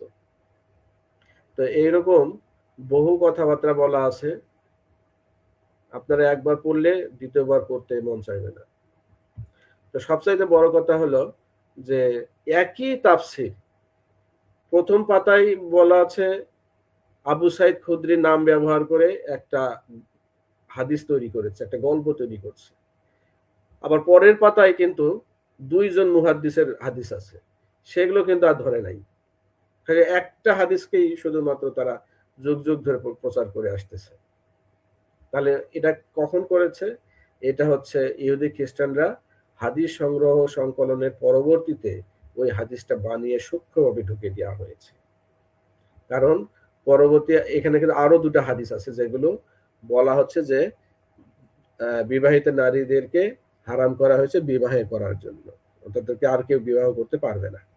কিন্তু যারা অধিকারভুক্ত নারী, অধিকারভুক্ত স্ত্রী, তাদেরকে বিবাহ করা যাবে। কিভাবে তাদেরকে বিবাহ করা যাবে? ভরণ পোষণ দিয়ে।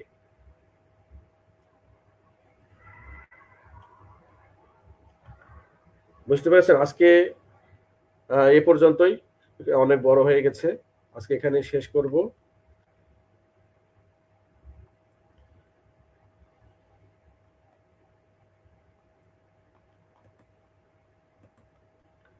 আজকে এখানেই শেষ করব। আপনাদের কাছে একটা অনুরোধ থাকবে, ইসলামের সাথে, ইসলামিক কলঙ্ক মুক্ত করার সাথে শেয়ার করবেন, লাইক করবেন এবং তার সাথেই থাকবেন, সহযোগিতা করবেন। এই আশা রেখে শেষ করছি। পরবর্তী পর্ব দেখার অনুরোধ রইল। আসসালামু আলাইকুম ওয়া রাহমাতুল্লাহি ওয়া বারাকাতুহু।